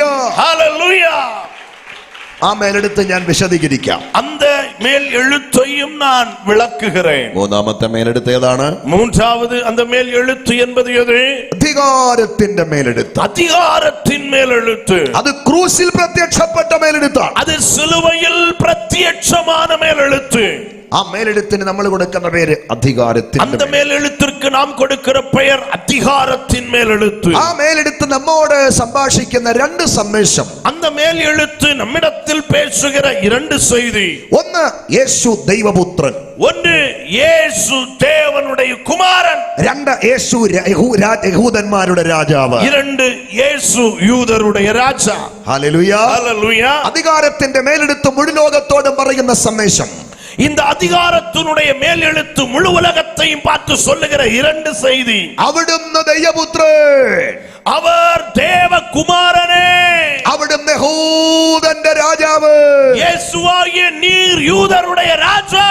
യഹൂദന്റെ രാജാവ് മാത്രമല്ല, யூதருடைய ராஜா மாத்திரமல்ல, അവിടുന്ന് രാജാതി രാജാവാ. அவர் ராஜாதி ராஜா. രാജാതി രാജാവ് മാത്രമല്ല, அவர் ராஜாதி ராஜன் ഈ மாத்திரமல்ல, മുഴു ലോകത്തെയും നീതിയോടെ ഭരിക്കുന്ന ഒരു രാജാതി രാജാവാ യേശു വരാൻ പോകുകയാണ്. ஆமென். இப்பொழுதும் ஆமென், இந்த உலகத்தை அரசாள போகிற ஒரு நீதியுள்ள ராஜாதி ராஜாவாக இயேசு சீக்கிரம் வரப்போகிறார். സകല വാഴ്ചകൾക്കും നീക്കം വരാൻ പോകുകയാണ്. ஆமென். சகல கர்த்தத்துவங்களுக்கும் ஆளுகைகளுக்கும் ஒரு விலக்கு வரப்போகிறது. സകല അധികാരങ്ങളും അവസാനിക്കാൻ പോകുകയാണ്. சகல அதிகாரங்களுக்கும் ஒரு முடிவு வரப்போகிறது. സകല മന്ത്രി കസേരകളും തെറിക്കാൻ പോകുകയാണ്. சகல அமைச்சரவை நாற்காலிகளும் அது தெறிக்க போகிறது. മുഴു ലോകത്തെയും നീതിയോടെ ഭരിക്കാൻ ഒരു രാജാവ് വരും. இந்த முழு உலகத்தையும் ஆளுகை செய்ய ஒரு நீதி உள்ள ராஜா வருவார். ആ രാജാവ് ഇന്ന് രാത്രി നാം ഉയർത്തുന്ന കർത്താവായ യേശുക്രിസ്തുവാണ്. அந்த ராஜா தான் இந்த இரவு நாம் ஒருமித்து உயர்த்துகிற ஆண்டவர் இயேசு கிறிஸ்து. ആമേൻ. ஹalleluya. അതുകൊണ്ട് അവൻ രാജാതി രാജാവായി വരുമ്പോൾ, ஆகையால் அவர் ராஜாதி ராஜாவாக வருகிற பொழுது ഞാൻ അവനിടം വാനിൽ പറന്നു പോകുന്ന പ്രത്യാശയുള്ള എത്ര ദൈവമക്കൾ ഇന്ന് രാത്രി ഇതിനകത്തു? நான் அவரோடு மத்திய ஆகாயத்திலே பறந்து போவேன் என்ற நம்பிக்கை உடைய தேவ பிள்ளைகள் எத்தனை பேர் இதற்குள் இருக்கிறீர்கள்? ഹല്ലേലൂയ. ஹalleluya. അപ്പൊ ഈ മൂന്ന് മേലെടുത്തുകളാണ് നമ്മൾ അല്പനിമിഷം ധ്യാനിക്കുന്നത്. இந்த மூன்று மேல் எழுத்துக்களையும் தான் நாம் கொஞ்ச நேரம் நாம் விவரமாய் நாம் ஆராய போகிறோம். അഹങ്കാരത്തിനെതിരെയുള്ള മേലെടുത്ത്, பெருமைக்கு விரோதமாய் எழுதப்பட்ட மேலெழுத்து, അവകാശത്തിന്റെ മേലെടുത്ത്, உரிமையின் மேலெழுத்து, അധികാരത്തിന്റെ മേലെടുത്ത്. அதிகாரத்தின் மேலெழுத்து. അധികമായിട്ട് ഇന്ന് രാത്രി ഞാൻ പറയുന്നത് അധികാരത്തിന്റെ മേലെടുത്തിനെ കുറിച്ച്. அதிகமாய் நான் உங்களிடத்தில் இன்று நான் விவரமாய் பேச இருப்பது அதிகாரத்தின் மேலெழுத்தை குறித்து. ഇന്ന് രാത്രി ക്രൂശിലെ അധികാരത്തിന്റെ മേലെടുത്ത് ഞാൻ ഇവിടെ വിളംബരം ചെയ്യുമ്പോൾ, ஆமென், இந்த இரவு நான் சிலுவையின் அந்த அதிகாரத்தின் மேலெழுத்தை நான் பிரபல்யப்படுத்துகிற பொழுது സ്തോത്രത്തോടെ നിങ്ങൾ ആ ദൂത് കേട്ടേറ്റെടുത്താൽ, ஸ்தோத்திரத்தோட அந்த செய்தியை நீங்கள் ஏற்றுக்கொள்வீர்களானால் ഒരു അത്ഭുതം സംഭവിക്കും. ஒரு அற்புதம் நிச்சயம் சம்பவிக்கும். എന്താണ് അത്ഭുതം? அந்த அற்புதம் என்பது என்ன? നിനക്ക് വിരോധമായി ദുഷ്ടപിശാച് എഴുതിയ ചില എഴുത്തുകൾ ക്രൂശിലെ എഴുത്ത് എന്ന് രാത്രി തുടച്ചു കളയും. உனக்கு விரோதமாக ஆமென் துஷ்ட துன்மார்க்க வல்லமைகள் எழுதின எல்லா எழுத்துக்களும் அது குலைக்கப்பட்டு போகும். ഹല്ലേലൂയ. ஹalleluya. ബോർഡിൽ ചോക്ക് കൊണ്ട് എഴുതിയ അക്ഷരം തുടച്ചു കളയുന്ന പോലെ, ஆமென், ஒரு போர்டுல எழுதப்பட்ட ஆமென் பீஸ் வச்சு எழுதப்பட்ட ஆமென் ஒரு விஷயத்தை நாம் துடைத்து போடுகிறது போல, നിനക്ക് വിരോധമായി ദുഷ്ടപിശാച് എഴുതി എടുത്ത് ക്രൂശിലെ എഴുത്ത് എന്ന് രാത്രി തുടച്ചു കളയും. உனக்கு விரோதமாய் துன்மார்க்க ஆவி அசுத்தாவி எழுதின அந்த எல்லா எழுத்துக்களும் இன்றைக்கு துடைத்து போடப்படும். എന്നിട്ട് ആ ഭാഗം പ്ലെയിൻ ആയിട്ട് കിടക്കത്തില്ല. அதற்கு பிறகு அந்த இடம் பிளைனா இருப்பதில்லை. നീ ഇവിടം വിട്ട് മടങ്ങുന്നതിനകം நீ இங்கே இருந்து திரும்புகிறதற்குள் അവിടെ ചില മറുപടികളുടെ എഴുത്തെഴുതാൻ, அங்கே சில வேறொரு கரத்தின் எழுத்து അവിടെ எழுதப்படும். ചില വാഗ്ദത്തങ്ങളുടെ എഴുത്തെഴുതാൻ, அங்கே சில வாக்குத்தத்தங்கள் எழுதப்படுகிறது. അവിടെ ചില രോഗസൗഖ്യത്തിന്റെ എഴുത്തെഴുതാൻ, அங்கே சில ஆமென் சுகமளித்தனுடைய எழுத்துக்கள் எழுதப்படும். തേജസ്സിന്റെ കരവുമായി ഒരുവൻ ഇന്ന് രാത്രി നമ്മുടെ നടുവിൽ വന്നിട്ടുണ്ട്. மகிமையின் கரத்தோடு இந்த இரவு ஒருவர் நம் நடுவில் வந்திருக்கிறார். അവന്റെ സാന്നിധ്യം അനുഭവിച്ചറിയുന്നവർ കരങ്ങൾ അടിച്ച് ആത്മാവിൽ ബലപ്പെട്. அவருடைய பிரசன்னத்தை உணர்ந்து அறிகிறவர்கள் கரங்களை தட்டி நல்ல ஆவியில நிறைந்து ஆராதியுங்கள். ശക്തിയോടെ ശക്തിയോടെ பலமாய் பலமாய் இன்னும் பலமையோடு. ശാപത്തിന്റെ എഴുത്തുകൾ മാറട്ടെ. ஆமென், சாத்தானுடைய எழுத்துக்கள் மாறுவதாக. രോഗത്തിന്റെ എഴുത്തുകൾ മാറട്ടെ. வியாதியின் எழுத்துகள் மாறுவதாக. തകർച്ചയുടെ എഴുത്തുകൾ മാറട്ടെ. கடனின் எழுத்துகள் மாறுவதாக. നിരാശയുടെ എഴുത്തുകൾ മാറട്ടെ. ஆமென், வெறுமையின் வருத்தங்களின் எழுத்துக்கள் மாறுவதாக. പാപത്തിന്റെ എഴുത്തുകൾ മാറട്ടെ. பாவத்தின் எழுத்துகள் மாறுவதாக. ശക്തിയോടെ കരമടിച്ചു வல்லமையாய் கரங்களை தட்டி ഓറിമാന ഹംസവര ഹതുരജലഘടക ശബ്ദരാദിയ രക്തത്താൽ രക്തത്താൽ രക്തത്താൽ രക്തത്താൽ രക്തത്താൽ രക്തത്താൽ. ഇന്ന് രാത്രി ഞാൻ ഈ ദൂത് ഇവിടെ പറയുമ്പോൾ തന്നെ, ഇന്ന് രാത്രി ഞാൻ ഈ ദൂത് ഇവിടെ പറയുമ്പോൾ, இந்த இரவு நான் இந்த செய்தியை சொல்லும் போது നിനക്ക് വിരോധമായി ശത്രു എഴുതിയതിനെ സ്വർഗം ഇന്ന് രാത്രി തുടച്ചു മായ്ച്ചുകൊണ്ടിരിക്കും. உனக்கு விரோதமாய் சத்துரு எழுதின எல்லா எழுத்துக்களையும் பரலோகம் இன்றைக்கு துடைத்து போட்டுக்கொண்டே இருக்கிறது. നീ രോഗം വഹിച്ചാണോ വന്നത്? நீ ஆமென் வியாதியை சுமந்து வந்தாயா? മടങ്ങി പോകുമ്പോൾ ആ രോഗം അവിടെ കാണത്തില്ല. திரும்பி போகிற பொழுது அந்த வியாதி அங்கே காணப்படுவதில்லை. നീ പ്രശ്നങ്ങളെ കണ്ടിട്ടാണോ ഇങ്ങോട്ട് വന്നത്? நீ பிரச்சனைகளின் ஆமென் கொடூரத்தில் இங்கே வந்திருக்கிறாய். മടങ്ങി ചെല്ലുമ്പോൾ ആ പ്രശ്നം അവിടെ കാണത്തില്ല. திரும்பி சொல்லுகிற பொழுது அந்த பிரச்சனை அங்கே இருப்பதில்லை. ഹല്ലേലൂയ. ஹalleluya. ദൈവം അതിനെ തുടച്ചു മായ്ച്ചുകൊണ്ടിരിക്കുക. தேவன் அதை துடைத்து அழித்துக் கொண்டே இருப்பார். അപ്പൊ ഒന്നാമത്തെ മേലെടുത്തിലേക്ക് വരാം. முதல் மேல் எழுத்துக்கு நேராக வரலாம். ഒന്നാമത്തെ മേലെടുത്ത് ദാനിയേൽ പ്രവാചകന്റെ പുസ്തകം 5-ാമത്തെ അധ്യായം 5-ാമത്തെ വചനമാണ്. ഞാനതൊന്ന് വായിച്ചു കേൾപ്പിക്കാം. அது தானியேல் 5வது அதிகாரம் 5வது வசனம் நான் வாசிக்கிறேன். அதற்கு பிறகு நீங்கள் வாசிக்கலாம். തൽക്ഷണം ഒരു മനുഷ്യന്റെ കൈവിരലുകൾ പുറപ്പെട്ടു വന്ന് വിളക്കിന് നേരെ രാജധാനിയുടെ ചുവരിന്റെ വെള്ളമേൽ എഴുതി. அந்நேரத்திலே மனுஷ கைவிரல்கள் தோன்றி விளக்குக்கு எதிராக ராஜ அரண்மனையின் சாந்து பூசப்பட்ட சுவரிலே எழுதிற்று. ഇതാണ് വേദപുസ്തക ചരിത്രത്തിലെ ഒന്നാമത്തെ മേലെഴുത്ത്. இதுதான் வேத புத்தகத்தில் சொல்லப்பட்டிருக்கிற மேலெழுத்துக்களில் முதலாவது காணப்படுவது. പുരാതന ലോകത്തിലെ പ്രബല സാമ്രാജ്യമായ ബാബിലോണിന്റെ രണ്ടാമത്തെ ചക്രവർത്തിയായ ബെൽസസറിന്റെ നിഗളത്തിനും അശുദ്ധിക്കുമെതിരെ ദൈവം തന്റെ കരമയച്ചെഴുതിപ്പിച്ച ന്യായവിധിയുടെ എഴുത്താണ് ഈ എഴുത്ത്. மிக பாரம்பரியம் சொல்லத்தக்கதாக மிகவும் பிரபல்யமாய் எழுந்திருந்த அந்த பாபிலோன் சாம்ராஜ்யத்தினுடைய இரண்டாவது பேரரசர் பெல்ஷாத்சார் அவருடைய பெருமையும் அசுத்தமான கிரியைகள் நிறைந்த வாழ்க்கைக்கு விரோதமாகத்தான் அந்த நாட்களில் இது எழுதப்பட்டிருந்தது. പ്രസിദ്ധനും വലിയവനുമായ ഒരു രാജാവിന്റെ കൊട്ടാരത്തിന്റെ ഭിത്തിയിലെ மிக பிரபல்யமாயிருந்த மற்றும் மிகவும் மேன்மைப்பட்டிருந்த ஒரு ராஜாவினுடைய அரண்மனை சுவரில் മഹാദൈവം തന്റെ കരമയച്ച് ന്യായവിധിയുടെ എഴുത്തെഴുതിക്കാനുള്ള കാരണം എന്നാ? மகாபெரிய தேவன் தம்முடைய கரத்தை அனுப்பி ஒரு நியாய தீர்ப்பின் எழுத்தை அங்கே எழுதுவதற்கான காரணம் என்ன? അതിന്റെ കാരണമാണ് ചുരുക്കമായി ഞാൻ പറഞ്ഞത്. அதனுடைய காரணத்தை தான் மிக சுருக்கமாய் நான் சொன்னேன். നിഗളവും അശുദ്ധിയും. ആമേൻ. அது பெருமையும் அசுத்தமும். അതിന്റെ ശരിക്കുള്ള കാരണം ഞാനത് വായിച്ചു കേൾപ്പിക്കാം. அதனுடைய உண்மையான காரணத்தை நான் வாசித்து உங்களை கேட்க வைக்கிறேன். ദാനിയേൽ പ്രവാചകന്റെ പുസ്തകം 5-ാം അധ്യായം 1 മുതൽ താഴോട്ടുള്ള വാക്യങ്ങളാണ്. அந்த 5வது அதிகாரம் தானியேல் 5:1 முதல் கீழே உள்ள சொல்லப்பட்டிருக்கிற வசனங்கள் ഞാൻ വായിച്ചിട്ട് നിങ്ങൾ തമിഴ് വായിച്ചു. ஆமென். நான் வாசிக்கிறேன், அதுக்கு பிறகு தமிழில் வாசிக்கலாம். ബെൽസസർ രാജാവ് ഒരിക്കൽ തന്റെ മഹത്തുക്കളിൽ 1000 പേർക്ക് ഒരു വലിയ വിരുന്നൊരുക്കി. അവർ കാൺകെ വീഞ്ഞു കുടിച്ച് ബെൽസസർ വീഞ്ഞു കുടിച്ച് രസിച്ചിരിക്കുമ്പോൾ തന്റെ അപ്പനായ നെബൂഖദ്നേസർ യെരൂശലേമിലെ മന്ദിരത്തിൽ നിന്നും എടുത്തുകൊണ്ടുവന്ന പൊൻവെള്ളി പാത്രങ്ങളെ രാജാവും മഹത്തുക്കളും അവന്റെ ഭാര്യമാരും വെപ്പാട്ടികളും അവയിൽ കുടിക്കേണ്ടതിനായി കൊണ്ടുവരുവാൻ കൽപ്പിച്ചു. അങ്ങനെ അവൻ യെരൂശലേമിലെ ദേവാലയത്തിന്റെ മന്ദിരത്തിൽ നിന്നും കൊണ്ടുവന്ന പൊൻപാത്രങ്ങളെ കൊണ്ടുവന്ന് രാജാവും മഹത്തുക്കളും അവന്റെ ഭാര്യമാരും വെപ്പാട്ടികളും അവയിൽ വീഞ്ഞൊഴിച്ചു കുടിച്ചു. അവർ വീഞ്ഞു കുടിച്ച പൊന്ന്, വെള്ളി, താമ്രം, ഇരുമ്പ്, മരം, കല്ലുകൊണ്ടുള്ള ദേവന്മാരെ സ്തുതിച്ചു കൊണ്ടിരിക്കുമ്പോൾ തൽക്ഷണം ഒരു മനുഷ്യന്റെ കൈവിരലുകൾ പുറപ്പെട്ടു വന്നു. பெல்ஷாத்சார் என்னும் ராஜா தன் பிரபுக்களில் 1000 பேருக்கு ஒரு பெரிய விருந்து செய்து அந்த 1000 பேருக்கு முன்பாக திராட்சரசம் குடித்தார். பெல்ஷாத்சார் திராட்சரசத்தை ருசித்துக் கொண்டிருக்கையில் அவன் தன் தகப்பனாகிய நேபுகாத்நேச்சார் எருசலேம் தேவாலயத்திலிருந்து கொண்டு வந்த பொன், வெள்ளி பாத்திரங்களில் ராஜாவாகிய தானும் தன் பிரபுக்களும் தன் மனைவிகளும் தன் வைப்பாட்டிகளும் குடிக்கிறதற்காக அவைகளை கொண்டு வரும்படி கட்டளையிட்டான். அப்பொழுது எருசலேமில் உள்ள தேவனுடைய வீடாகிய ஆலயத்திலிருந்து எடுக்கப்பட்ட பொற்பாத்திரங்களை கொண்டு வந்தார்கள். அவைகளில் ராஜாவும் அவனுடைய பிரபுக்களும் அவனுடைய மனைவிகளும் அவனுடைய வைப்பாட்டிகளும் குடித்தார்கள். அவர்கள் திராட்சரசம் குடித்து பொன்னும் வெள்ளியும் வெண்கலமும் இரும்பும் மரமும் கல்லுமாகிய தேவர்களை புகழ்ந்தார்கள். அந்நேரத்திலே மனுஷ கைவிரல்கள் தோன்றி. ഹല്ലേലൂയ. ஹல்லேலூயா. ഇനി ഞാൻ ഈ വാക്യം വിശദീകരിക്കേണ്ട കാര്യമില്ല.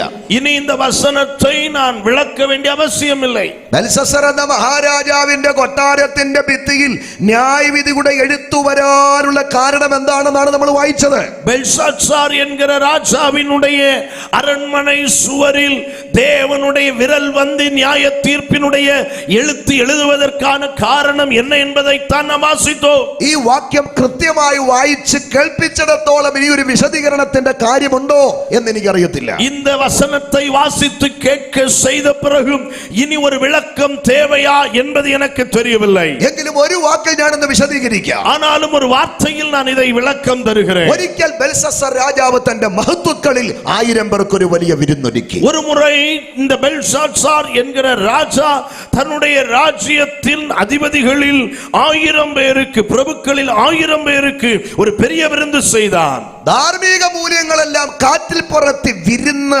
പുരോഗമിക്കുകയാണ്. ஆமென். எல்லா ஒழுக்க ஆமென் சம்பந்தமான எல்லா விஷயங்களையும் ஒழித்துவிட்டு எல்லாவற்றையும் மறந்து ஒரு விருந்து அனுபவிக்கப்படுகிறது. அப்ப பெல்ஷஸ்ஸரும் அவர் காண்க வீഞ്ഞு குடிச்சு ரசிச்சிருக்கீங்க. இங்கே பெல்ஷாத்சார் ராஜாவும் திராட்சரசத்தை ருசித்து குடித்து அவர் விழித்திருக்கிறார். அப்ப பெல்ஷஸ்ஸரிന്റെ അകത്തൊരു ചിന്ത ഉദിച്ചു. இந்த நேரத்தில் பெல்ஷாத்சார் ராஜாவினுடைய இருதயத்தில் ஒரு யோசனை வந்தது. അത് അഹങ്കാരത്തിന്റെ ചിന്തയാണ്. அதுதான் பெருமையினுடைய யோசனை. അത് അശുദ്ധിയുടെ ചിന്തയാണ്. அது அசுத்தமான சிந்தனை. മലയാളത്തിൽ ഒരു ചൊല്ലുണ്ട്. மலையாளத்தில் இப்படி ஒரு வார்த்தை இருக்கிறது. വിനാശകാലേ വിപരീത ബുദ്ധി. ആമേൻ. യെസ്. തമിഴ് പറയണ്ട. ഓക്കേ, മലയാളത്തിൽ ആമേൻ. ഈ വീഞ്ഞു കുടിച്ച് രസിച്ചുകൊണ്ടിരിക്കുമ്പോൾ ബെൽഷസ്സറിന്റെ ഹൃദയത്തിൽ ഒരു ചിന്ത. இப்படி திராட்சரசம் குடித்துக் கொண்டிருக்கிற பொழுது பெல்ஷாத்சார் ராஜாவினுடைய இருதயத்தில் ஒரு யோசனை. അത് അശുദ്ധിയുടെ ചിന്തയാണ്. அது அசுத்தமான யோசனை. അത് അഹങ്കാരത്തിന്റെ ചിന്തയാണ്. அது பெருமையின் யோசனை. ചിന്ത ഉദിച്ചവൻ സിംഹാസനത്തിൽ നിന്ന് എഴുന്നേറ്റു. அந்த யோசனை தனக்குள் வந்ததும் சிங்காசனத்தை விட்டு எழும்பினான். ആജ്ഞാപിച്ചു, ആരിവിടെ? ராஜா கூப்பிடுறார், யாரங்கே? പടയാളികൾ കൈകൂപ്പി മുമ്പിൽ നിന്നു. சேவகர்கள் கரங்களை கூப்பி முன் நின்றார்கள். ഉടനെ അഹങ്കാരിയായ ബെൽഷസ്സർ പടയാളികളോട് പറയുക, அந்த பெருமை உடைய பெல்ஷாத்சார் அந்த சேவகர்களை பார்த்து சொல்லுகிறார், എന്റെ അപ്പനായ നെബൂഖദ്നേസർ യെരൂശലേമിനെ നിരോധിച്ചപ്പോൾ, என்னுடைய தகப்பன் நேபுகாத்நேச்சார் எருசலேமை அழித்த பொழுது യെരൂശലേം ദേവാലയത്തിലെ മന്ദിരത്തിലെ പാത്രത്തെ എടുത്തുകൊണ്ട് വന്നിട്ടുണ്ട്. எருசலேம் தேவாலயத்தினுடைய பாத்திரங்களை எல்லாம் அவர் எடுத்து வந்திருந்தார். ആ പാത്രം ഇന്ന സ്ഥലത്തിരിപ്പുണ്ട്. அந்த பாத்திரங்கள் இந்த இடத்தில் இருக்கிறது. വേഗം നിങ്ങൾ ഈ പാത്രം എടുത്തുകൊണ്ട് വാ. சீக்கிரமாக அந்த பாத்திரங்களை எடுத்துக்கொண்டு வாருங்கள். ഒന്ന് ശ്രദ്ധിക്കണേ, நன்றாய் கவனிக்க வேண்டும். ഏത് പാത്രത്തെ കൊണ്ടുവരാനാ പറഞ്ഞേ? எந்த பாத்திரத்தை கொண்டு வர சொல்லுகிறார்? ദേവാലയത്തിലെ മന്ദിരത്തിലെ പാത്രം. தேவாலயத்தில் பரிசுத்தமாய் காக்கப்பட்டிருந்த பாத்திரங்கள், ദൈവിക കാര്യപരിപാടിക്ക് വേണ്ടി നിർമ്മിച്ച പാത്രം, தெய்வீக ஆராதனை சம்பந்தப்பட்ட விஷயங்களுக்கு நியமிக்கப்பட்டிருந்த பாத்திரங்கள். ആ പാത്രത്തെ കൊണ്ടുവരാനാ രാജാവ് കൽപ്പിച്ചത്. அந்த பாத்திரங்களை தான் கொண்டு வருவதற்கு ராஜா கட்டளையிட்டிருக்கிறார். ഉച്ചത്തിലൊരു ഹല്ലേലൂയ പറഞ്ഞാൽ சத்தமா ஒரு அல்லேலூயா சொல்லுங்க. പടയാളികൾ വേഗം പോയി. சேவகர்கள் சீக்கிரமாய் போனார்கள். ദേവാലയത്തിലെ മന്ദിരത്തിലെ പാത്രത്തെ എടുത്തുകൊണ്ട് വന്നു. தேவாலயத்தில் வைக்கப்பட்டிருந்த அந்த பரிசுத்த பாத்திரங்களை எடுத்துக்கொண்டு வந்தார்கள். അവിടെ കൂടിയ ജനത്തിന്റെ നടുവിലൂടെ പടയാളികൾ പാത്രം ഉയർത്തി പിടിച്ചുകൊണ്ട് വന്നു. அங்கே கூடி நின்ற ஜனங்களுக்கு மத்தியில் அந்த சேவகர்கள் அந்த பாத்திரங்களை கரங்களில் உயர்த்தி பிடித்து வந்தார்கள். എല്ലാവരും നോക്കി നിൽക്കുമ്പോൾ எல்லாரும் பார்த்து நிற்கிற பொழுது നിഗളിയായ ബെൽഷസ്സർ, ஆமென், பெருமையான பெல்ஷாத்சார், അഹങ്കാരിയായ ബെൽഷസ്സർ, அந்த അഹങ്കാരമുള്ള പെരുമയുള്ള பெல்ஷாத்சார் പടയാളിയുടെ കയ്യിൽ ഉയർത്തിപ്പിടിച്ച പാത്രത്തെ പിടിച്ചു വാങ്ങി. சேவகர்கள் உயர்த்தி கொண்டு வந்து கொண்டிருந்த அந்த பாத்திரங்களை பிடித்து பறித்தார். ആ പാത്രത്തെ അന്തരീക്ഷത്തിലേക്ക് ഉയർത്തി. அந்த பாத்திரங்களை அந்த நிலையில் உயர்த்தி பிடித்தார். സകല മനുഷ്യരും കാണുകെ, சகல மனிதர்களும் பார்க்க ആ പാത്രത്തിലേക്ക് വീഞ്ഞൊഴിച്ചു. அந்த பாத்திரத்தில் திராட்சை ரசம் பரிமாறப்பட்டது. എന്ന് പറഞ്ഞ പാപത്തിന്റെ പ്രതീകമായ വീഞ്ഞ്, பாவத்திற்கு உதாரணமாய் ஒப்பாய் சொல்லப்படுகிற திராட்சை ரசம். ഏത് പാത്രത്തിലാണ് അവർ വീഞ്ഞൊഴിച്ചത്? எந்த பாத்திரத்தில் திராட்சை ரசம் ஊற்றப்பட்டது? ദേവാലയത്തിലെ മന്ദിരത്തിലെ പാത്രത്തെ. தேவாலயத்தின் பரிசுத்த பாத்திரத்தில். Hallelujah, hallelujah, hallelujah. ഹല്ലേലൂയ. ഞാനും നിങ്ങളും ദേവാലയത്തിലെ പാത്രങ്ങളാണെന്ന് ഉറപ്പുള്ളവർ ഒരു ഹല്ലേലൂയ പറഞ്ഞാട്ടെ. நானும் நீங்களும் தேவாலயத்தின் பாத்திரங்கள் என்கிற நிச்சயமுடையவர்கள் கரங்களை உயர்த்துறலையா சொல்லுங்க. ഞാനും നിങ്ങളും ഒരു കാലത്ത് കോപപാത്രമായിരുന്നു. நானும் நீங்களும் ஒரு நாளில் கோபத்தின் பாத்திரங்களாயிருந்தோம். അശുദ്ധപാത്രമായിരുന്നു. அசுத்தமான பாத்திரங்களாயிருந்தோம். പാപപാത്രമായിരുന്നു. பாவ பாத்திரங்களாயிருந்தோம். നരകത്തിന്റെ പാത്രങ്ങളായിരുന്നു. நரகத்தின் பாத்திரங்களாயிருந்தோம். കരുണാസമ്പന്നനായ ദൈവം, ஆனால் இரக்கத்தில் ஐஸ்வர்யமுள்ள தேவன் കോപപാത്രമായ നമ്മെ എടുത്ത്, அந்த கோபமாகிய கோப பாத்திரமாயிருந்த நம்மை எடுத்து അവന്റെ രക്തത്തിനകത്ത് കഴുകി. அவர் தம்முடைய இரத்தத்திற்குள் நம்மை சுத்திகரித்து അവൻ നമ്മെ മാനപാത്രമാക്കി തീർത്തു. அவர் நம்மை கனத்துக்குரிய நல்ல பாத்திரமாய் மாற்றினார். ഇന്ന് രാത്രി ഞാൻ അവന്റെ മാനപാത്രമാണെന്ന് ബോധ്യമുള്ളവരുടെ കരങ്ങളും അധരങ്ങളും അല്പനിമിഷം ചലിക്കട്ടെ. இந்த இரவு நான் அவருடைய கரத்தில் இருக்கிற ஆமென் கனத்திற்குரிய பாத்திரம் என்கிற உறுதி நிச்சயம் உடைய பிள்ளைகளுடைய கரங்களும் உதடுகளும் கொஞ்சம் நேரம் ஆமென் செயல்படட்டும். ഇന്ന് രാത്രി എന്നെ കേൾക്കുന്ന പ്രിയരെ, இந்த இரவு என்னை கேட்கிற தேவ பிள்ளையே, ആയിരം വർഷങ്ങൾക്കപ്പുറം ஆயிரம் வருடங்களுக்கு அந்த பக்கமாக ഒരു രാജാവ്, ஒரு ராஜா ദേവാലയത്തിലെ മന്ദിരത്തിലെ പാത്രത്തിനകത്ത് പാപത്തിന്റെ വീഞ്ഞൊഴിച്ചെങ്കിൽ தேவாலயத்தினுடைய பரிசுத்த பாத்திரத்திற்குள் அவன் ஆமென் பாவம் என்று அறியப்படுகிற திராட்சரசத்தை ஊற்றினானானால் ഇന്ന് രാത്രി അവന്റെ മാനപാത്രമാകുന്ന നമ്മിൽ പാപത്തിന്റെ വീഞ്ഞല്ല കൃപയുടെ പുതുവീഞ്ഞൊഴിക്കാൻ ഒരുവൻ ഇന്ന് രാത്രി ഇവിടെ വന്നിട്ടുണ്ട്. இந்த இரவு நம் பாமேன் பாத்திரமாகிய நம்மேல பாவ பாமேன் அந்த திராட்சரசம் அல்ல, புதிய ரசமாகிய கிருபையின் அந்த திராட்சரசத்தை ஊற்றுவதற்கு வல்லமையுள்ள தேவன் நம் நடுவில் வந்திருக்கிறார். നീ ദൈവത്തിന്റെ ആലയത്തിലെ പാത്രമാണെങ്കിൽ, நீ தேவனுடைய ஆலயத்தின் பாத்திரமானால் ഇന്ന് രാത്രി നിന്റെ അകത്താണ്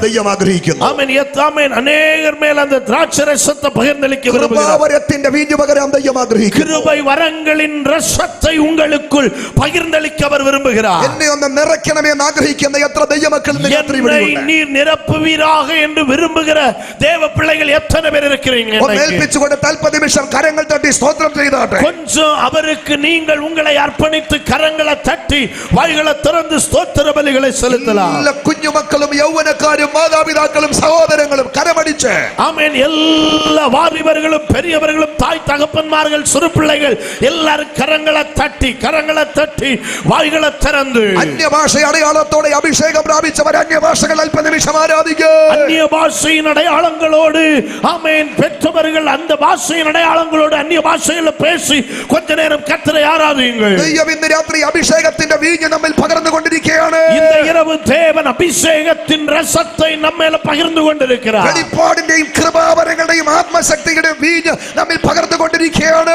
வெளிப்பாடு மற்றும் ஆத்தும ஆவிக்குரிய வல்லமை கிருபை வரங்கள் என்கிற திராட்சை ரசம் இன்றைக்கு பகிர்ந்தளிக்கப்பட்டுக் கொண்டிருக்கிறது. കണ്ണുകൾ അടച്ച് കരമടിച്ചു വിശ്വസിച്ച ആത്മാവിൽ ഇന്ന് രാത്രി അത് പ്രാപിച്ചെടുത്ത് ஆமென். இந்த இரவு நீங்கள் கண்களை மூடி கரங்களை தட்டி முழு பலத்தோடு அந்த பலனை நீங்கள் பெற்றுக்கொள்ளுங்கள்.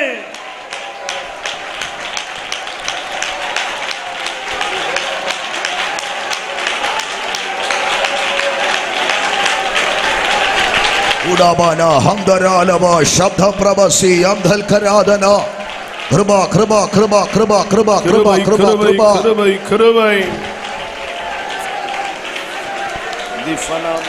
ദേവാലയത്തിലെ പാത്രത്തെ കൊണ്ടുവന്നു. தேவாலயத்தின் பாத்திரங்களை கொண்டு வந்தார்கள். അതിനകത്തോട്ട് വീഞ്ഞൊഴിച്ചു. அதற்குள் திராட்சை ரசம் ஊற்றினார்கள். കുടിച്ചു. குடித்தார். അദ്ദേഹം മാത്രമല്ല കുടിച്ചത് കേട്ടോ. அவர் மட்டுமல்ல குடித்தது. അവിടെ എഴുതിയിരിക്കുന്നത് அங்கே சொல்லப்பட்டிருக்கிறது അദ്ദേഹം കുടിച്ചു. அவர் குடித்தார். മഹത്തുക്കൾക്ക് കൊടുത്തു. பிரபுக்களுக்கும் கொடுக்கப்பட்டது. ഭാര്യമാർക്ക് കൊടുത്തു. மனைவிகளுக்கு கொடுக்கப்பட்டது. വെപ്പാട്ടികൾക്ക് കൊടുത്തു. வைப்பாட்டிகளுக்கும் கொடுக்கப்பட்டது. ഈ പറയപ്പെട്ടവരെല്ലാം കൂടെ ആലയത്തിലെ മന്ദിരത്തിലെ പാത്രത്തിനകത്ത് വീഞ്ഞൊഴിച്ചിട്ട് കുടിച്ചുകൊണ്ടിരിക്കുക. இங்கே சொல்லப்பட்ட எல்லாரும் சேர்ந்து அந்த பாத்திரத்துக்குள் திராட்சரசத்தை தேவாலயத்தின் பாத்திரங்களில் திராட்சரசம் ஊற்றப்பட்டு குடித்துக் கொண்டிருக்கிறார்கள். ഇങ്ങനെ ഇവര് റൗണ്ട് ചെയ്ത് ഈ പാത്രത്തിൽ വീഞ്ഞൊഴിച്ചിട്ട് കുടിച്ചിട്ട് അവരെന്താ ചെയ്തത്? இவங்க அப்படி வட்டமாக இருந்து அவர்கள் அந்த பாத்திரத்துல திராட்சரசத்தை ஊத்தி குடிச்சுக்கிட்டு என்ன செய்றாங்க?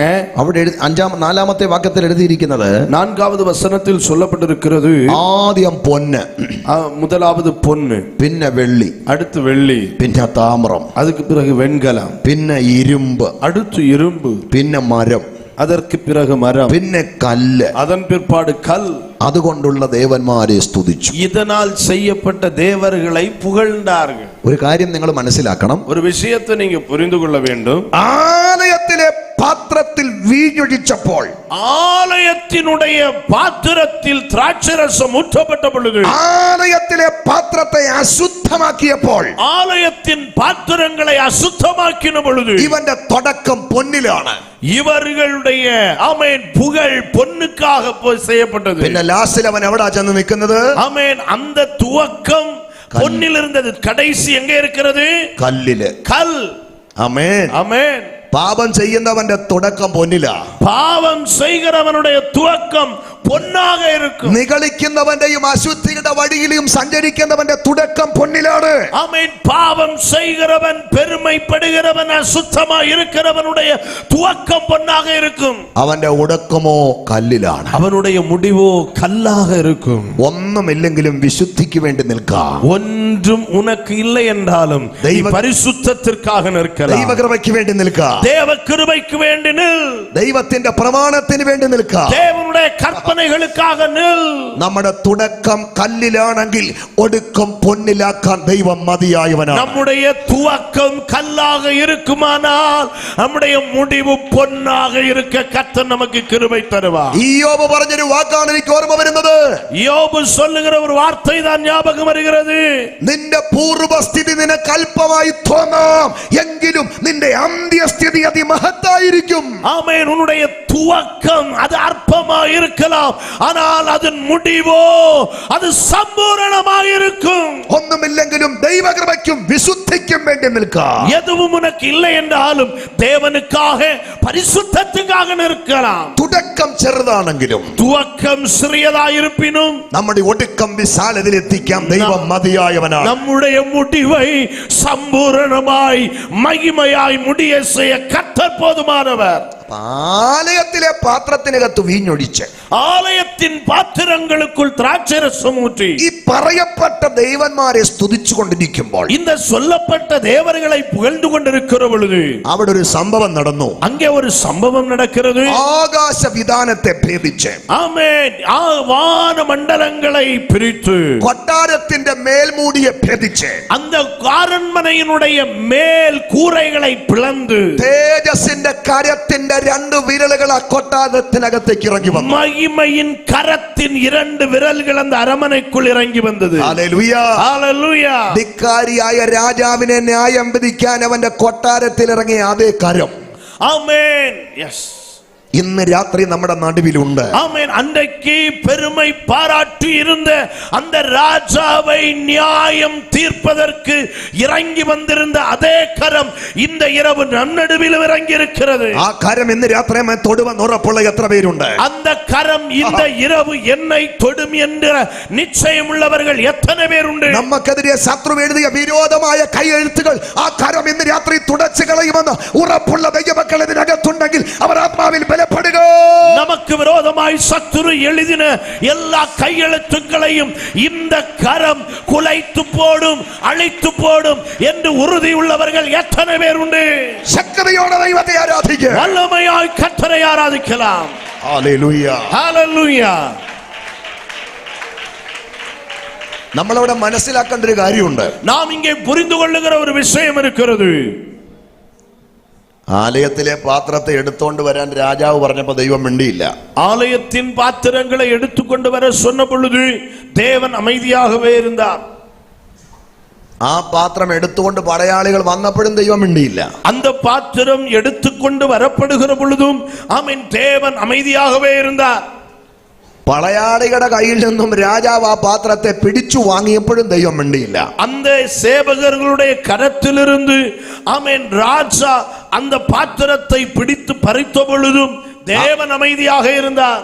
ആ പാത്രത്തെ അന്തരീക്ഷത്തിലേക്ക് ഉയർത്തിയപ്പോൾ ദൈവം മിണ്ടിയില്ല. அந்த பாத்திரத்தை எல்லா ஜனங்களுக்கு முன்பாக உயர்த்தின பொழுதும் தேவன் அமைதியாகத்தான் இருந்தார். എന്നാൽ ആ പാത്രത്തിനകത്ത് എപ്പോൾ വീഞ്ഞു വീണോ ആ നിമിഷം ദൈവം തന്റെ ഇരിപ്പിടം വിട്ടെഴുന്നേറ്റു. ஆனால் எப்பொழுது அந்த பாத்திரத்திற்குள் திராட்சை ரசம் வந்து விழுந்ததோ அப்பொழுதே தேவன் தம் இருப்பிடத்தை விட்டு எழுந்தருளினார். ആലയത്തിലെ പാത്രം വിശേഷതയുള്ള പാത്രമാണ്. ஆலயத்தின் பாத்திரம் என்பது அது விசேஷமானது, അത് വിശുദ്ധ പാത്രമാണ്. அது பரிசுத்த பாத்திரம், ദൈവിക പദ്ധതിക്ക് വേണ്ടി നിർമ്മിക്കപ്പെട്ട அது പാത്രമാണ്. தேவ திட்டங்களுக்காக நியமிக்கப்பட்ட பாத்திரம், അശുദ്ധമാക്കാൻ പ്രമാണമില്ലാത്ത പാത്രം, அது ஒரு பொழுதும் அசுத்தமாக்கப்படக்கூடாது என்று பிரமாணம் கொடுக்கப்பட்ட பாத்திரம், ദൈവഹിതമല്ലാത്തവൻ തൊടാൻ പറ്റാത്ത പാത്രം, சித்தம் இல்லாதவர்கள் அதை தொடக்கூடாது என்று விலக்கப்பட்ட பாத்திரம். പാത്രത്തിനകത്ത് വീഞ്ഞു വീണപ്പോൾ ദൈവം എഴുന്നേറ്റു. அந்த பாத்திரத்துக்குள் திராட்சரசம் வந்து விழுந்த பொழுது தேவன் எழுந்தருளினார். രാത്രി ഞാനും നിങ്ങളും അവന്റെ പാത്രമാണെന്ന് ഉറപ്പുള്ളവർ ഹല്ലേലൂയ പറ.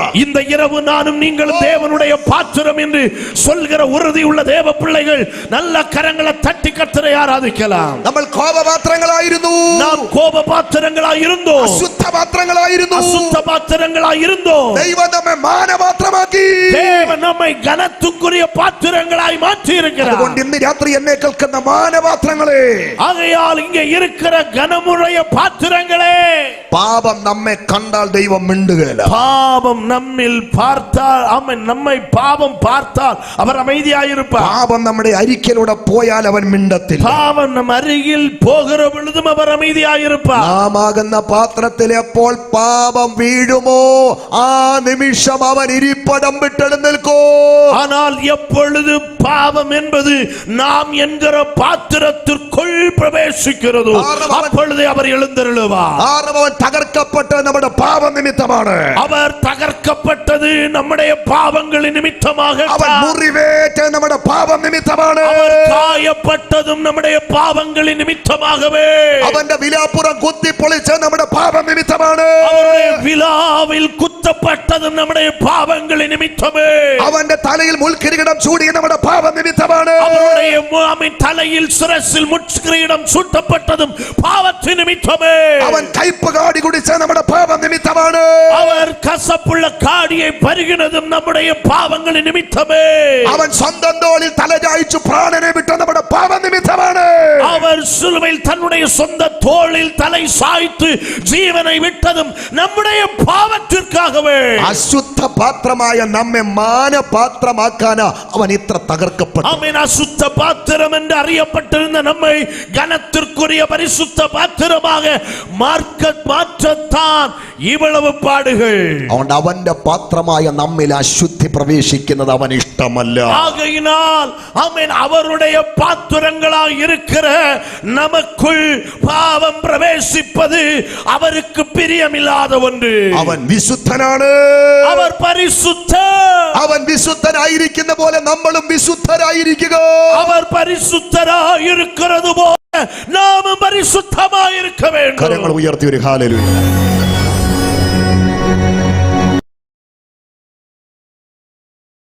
ഒഴിച്ച് ഇങ്ങനെ ദേവന്മാരെ സ്തുതിച്ചു കൊണ്ടിരിക്കുമ്പോൾ இப்படி இந்த பாத்திரத்தில் திராட்சரசத்தை ஊற்றி அவர்கள் தேவர்களை புகழ்ந்து கொண்டிருந்தார்கள். തൽക്ഷണം ഒരു മനുഷ്യന്റെ കൈവിരലുകൾ പുറപ്പെട്ട് കൊട്ടാരത്തിൽ വന്നു. அந்நேரத்தில் மனுஷ கைவிரல்கள் அங்கே அரண்மனையில் தோன்றிற்று. ബെൽശസ്സർ നോക്കി നിൽക്കുമ്പോൾ அந்த பெல்ஷாத்சார் பார்த்து நிற்கிற வேளையில் എന്താ സംഭവിച്ചത്? என்ன சம்பவித்தது?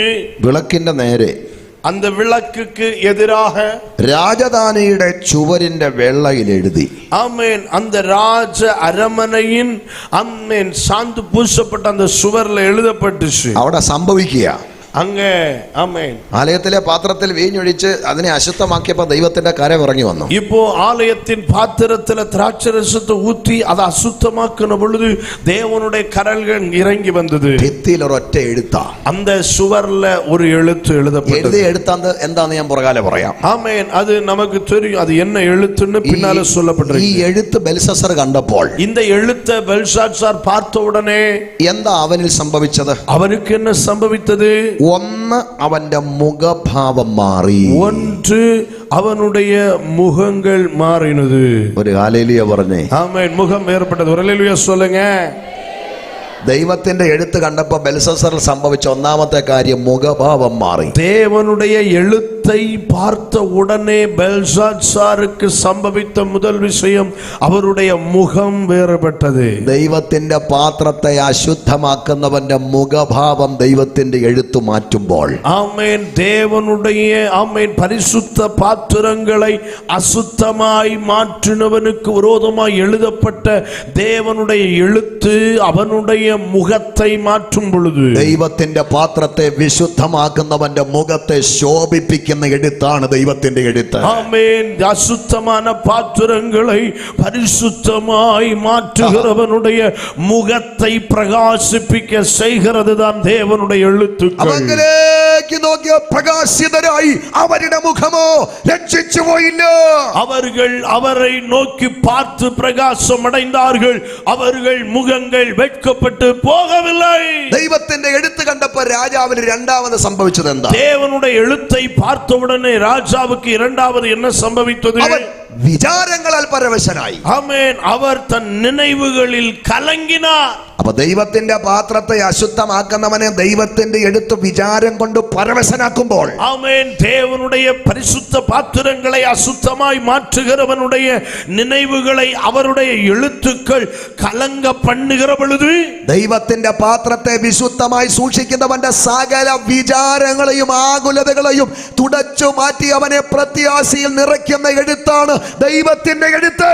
அப்படி செய்கிற பொழுது தேவனுடைய ஆமென் பாத்திரங்களை பரிசுத்தமாய் காக்கிறவனுடைய நினைவுகள் முழுவதையும் அவருடைய பிரசன்னம் இறங்கி ஆமென் அவனை பிரகாசிக்க செய்கிறது. மாத்திரமல்ல, அவனுடைய கவலைகளை எடுத்து மாற்றி அவனை மகிழ பண்ணுகிறது தான் தேவனுடைய வார்த்தைகள். ദൈവത്തിന്റെ എഴുത്ത് കണ്ടപ്പോൾ അടുത്തത് എന്താണ് ബെൽഷസ്സർ സംഭവിച്ചത്? தேவனுடைய எழுத்துக்களை பார்த்த பொழுது மூன்றாவது பெல்சாத்சாருக்கு என்ன சம்பவித்தது? അരയുടെ പഴിഞ്ഞിട്ട് കാൽമുട്ട് ആടിപ്പോയി. அவனுடைய இடுப்பின் கட்டுகள் தளர்ந்து அவனுடைய முழங்கால்கள் ஒன்றோடொன்று மோதிக்கொண்டது. അപ്പൊ ദൈവത്തിന്റെ പാത്രത്തെ അശുദ്ധമാക്കുന്നവനെ ദൈവത്തിന്റെ എഴുത്ത് കാൽമുട്ട് ആടിപ്പിക്കുമ്പോൾ, അരയുടെ പഴിപ്പിക്കുമ്പോൾ, ஆமென், தேவனுடைய பாத்திரங்களை அசுத்தமாக்குகிறவனுடைய இடுப்புகளின் கட்டுகளை அவிழ்த்து அவனுடைய முழங்கால்களை நடுங்க செய்கிற பொழுது, ദൈവത്തിന്റെ പാത്രത്തെ വിശുദ്ധമാക്കുന്നവന്റെ പാതകളെ ഉറപ്പുള്ള പാറയിൽ ഉറപ്പിക്കുന്ന എഴുത്താണ് ദൈവത്തിന്റെ എഴുത്ത്.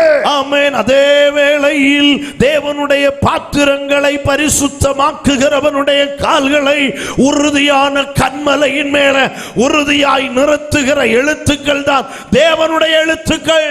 അടുത്ത എന്താണ് ആള് ചെയ്തത്? அடுத்து என்ன சம்பவிக்கிறது? അയാൾ ഉറക്ക വിളിച്ചു. அவன் மிக சத்தமிட்டான். ആരെയൊക്കെയാ വിളിച്ചത്? யாரை அழைத்தான்? ആഭിചാരകന്മാരെ, ஜோசியரை, കൽദയരെ, கல்தேயரை, ശകുനവാദികളെ. ஆமென், குறி சொல்லுகிறவர்களை. എന്തിനാ വിളിച്ചത്? எதற்காக அழைத்தான்? ദൈവം തന്റെ കൈ അയച്ച് എഴുതിപ്പിച്ച എഴുത്ത് വ്യാഖ്യാനിക്കാൻ. தேவன் தம்முடைய கரத்தை அனுப்பி தன் விரல்களினால் எழுதின அந்த எழுத்துக்களை வியாக்கியானம் பண்ணுவதற்கு அழைக்கிறான். അവൻ വിളിച്ച ആഭിചാരകർക്കും കൽദായർക്കും ശകുനവാദിക്കും ദൈവത്തിന്റെ എഴുത്ത് വ്യാഖ്യാനിക്കാൻ കഴിയാതെ അവർ പിന്തിരിഞ്ഞു പോയപ്പോൾ, அந்த பெல்சாத்சார் அழைப்பித்த ஜோசியர்கள், கல்தேயர்கள், குறி சொல்லுகிறவர்கள் எல்லாம் வந்து அந்த எழுத்தை வியாக்கியானம் பண்ண முடியாமல் திரும்பி போய்விட்டார்கள். ബെൽഷസ്സറിന്റെ ഭാര്യ ബെൽഷസ്സറിനോട് പറയുക, ஆமென், பெல்சாத்சாருடைய ஆமென் ஒரு ஆமென் காரியம் வந்து சொல்லுகிறார், നീ വിളിച്ചവർക്കൊന്നും എടുത്ത് വ്യാഖ്യാനിക്കാൻ കഴിഞ്ഞില്ലെങ്കിൽ, ஆமென், நீர் அழைப்பித்தவர்களால் இந்த எழுத்தை விளக்க முடியவில்லை என்றால் നീ ഭാരപ്പെടണ്ട. நீ பாரப்பட வேண்டாம். ഈ എഴുത്ത് വ്യാഖ്യാനിക്കാൻ ഈ നാട്ടിൽ തന്നെ ഒരുവനുണ്ട്.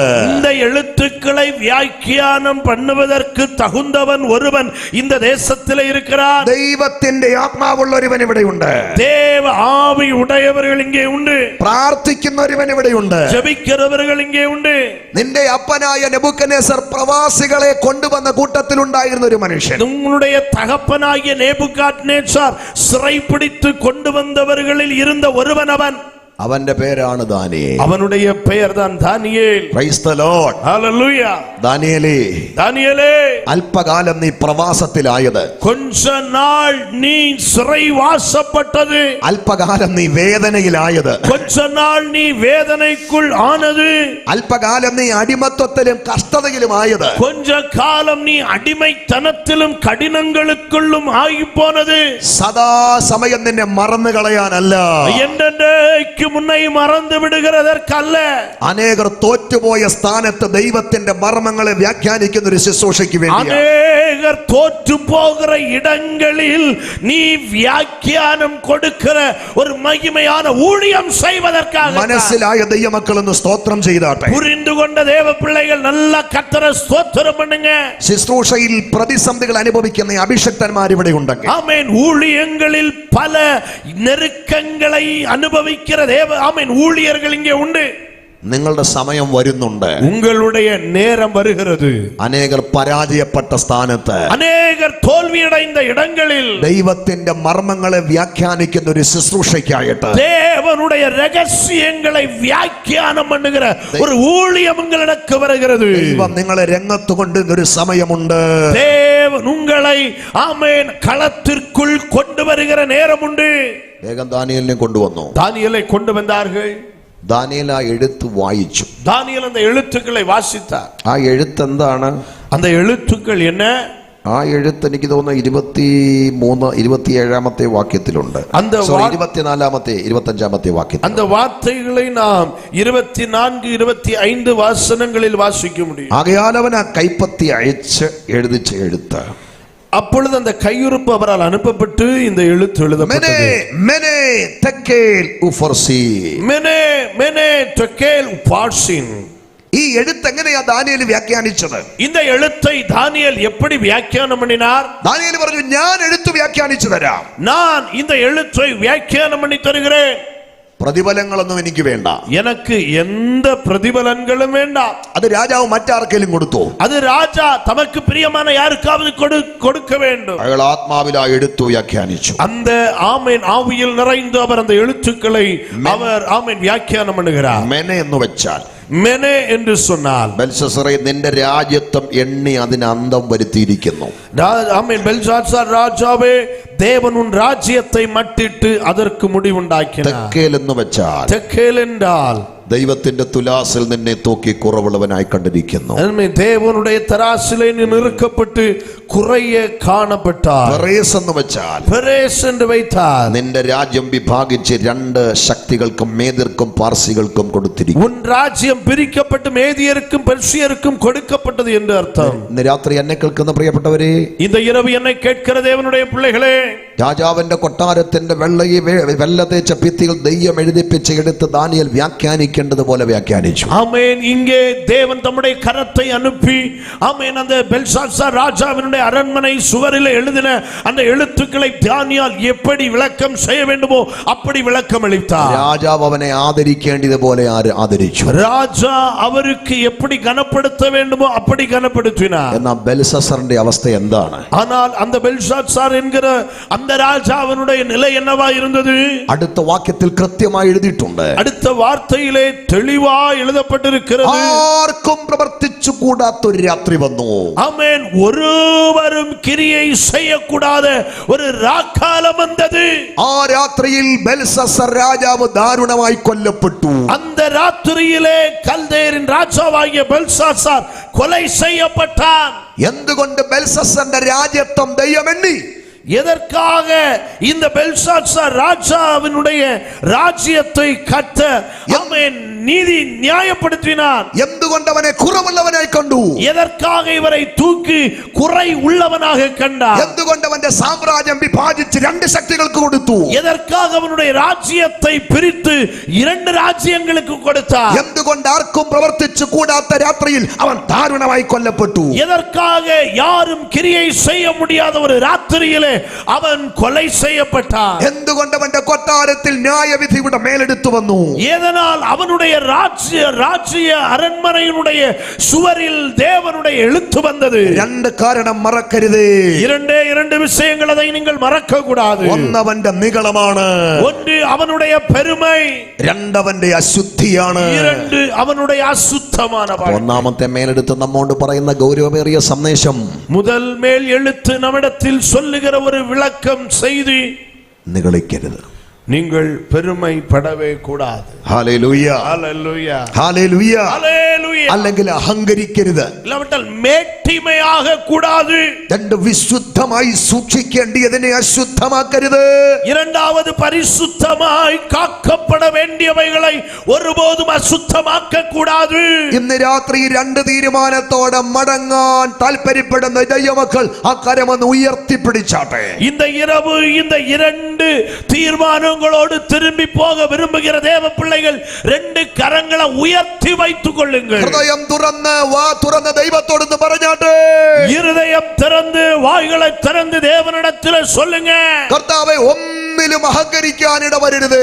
ஆண்டவரே, எதை குறித்தும் நான் மேட்டிமை அடையாமல் இருக்க வேண்டும் ஆண்டவரே. ഒന്നിലും പ്രശംസിപ്പാൻ ഇടവരരുത്.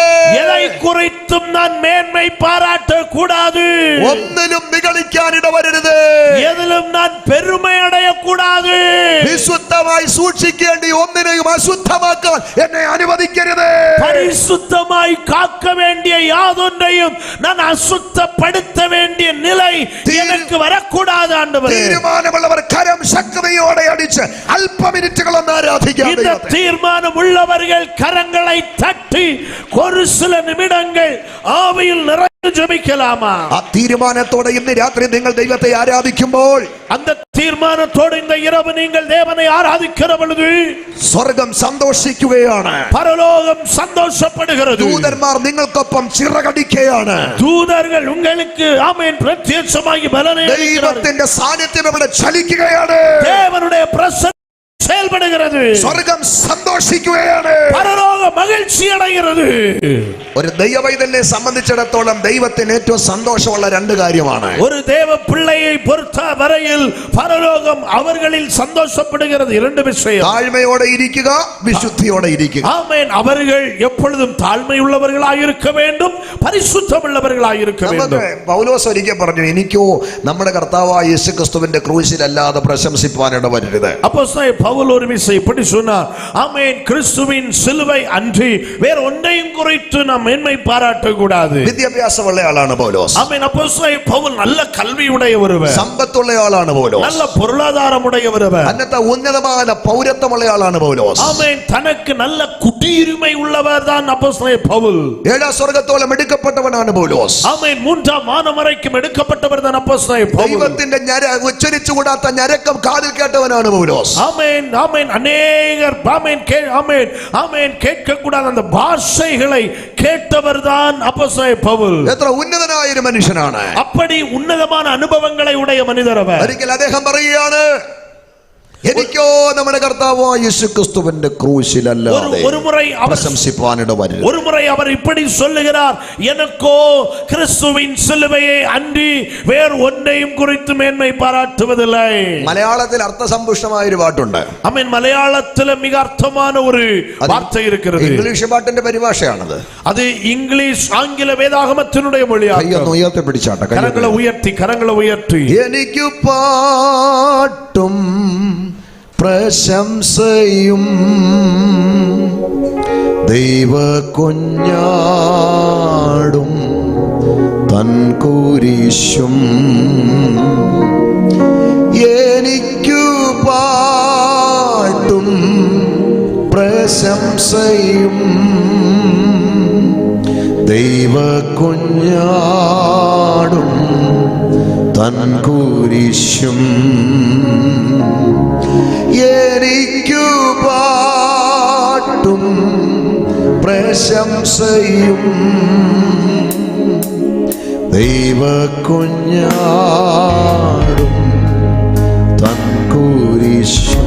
എത്ര അർത്ഥസമ്പുഷ്ടമായ ഒരു വരിയാണ്. எவ்வளவு அர்த்தமான பாடல் வரிகள். എനിക്ക് പാട്ടും പ്രശംസയും, என்னுடைய பாடல், என்னுடைய மேன்மை பாராட்டல் ദൈവത്തിന്റെ കുഞ്ഞാടും അവന്റെ ക്രൂശും മാത്രം. தேவனுடைய ஆட்டுக்குட்டியானவரும் அவருடைய சிலுவை. എന്താണ് നമുക്ക് നിഗളിക്കാനുള്ളത്? എന്താണ് മനുഷ്യൻ അഹങ്കരിക്കാനുള്ളത്? மனிதனுக்கு நமக்கு பெருமை பாராட்ட, மேன்மை பாராட்ட என்ன இருக்கிறது?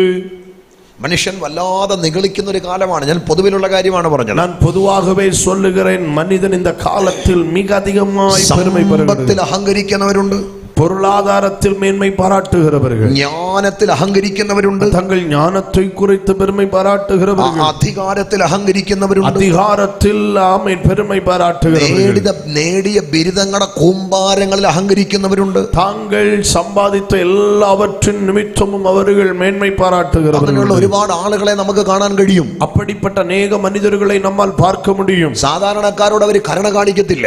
சாதாரண மக்களிடத்தில் அவர்கள் இரக்கமாய் இருப்பதில்லை. സമീപ സമയത്ത് ഒരു ശവസംസ്കാര ശുശ്രൂഷയ്ക്ക് പോയി. நான் சமீப காலத்திலே ஒரு அடக்க ஆராதனைக்கு சென்றேன். ആ അടക്കാരാധനയിലെ ഫൈനൽ മെസ്സേജ് കൊടുക്കാനാണ് ഞാൻ പോയത്. நான் அந்த அடக்க ஆராதனையில் கடைசி செய்தி அளிக்கத்தான் நான் சென்றிருந்தேன். അടക്കാരാധന കഴിഞ്ഞപ്പോൾ അവരെന്നോട് പറഞ്ഞു, സാറേ സെമിത്തേരിയിലും കൂടെ വരണം.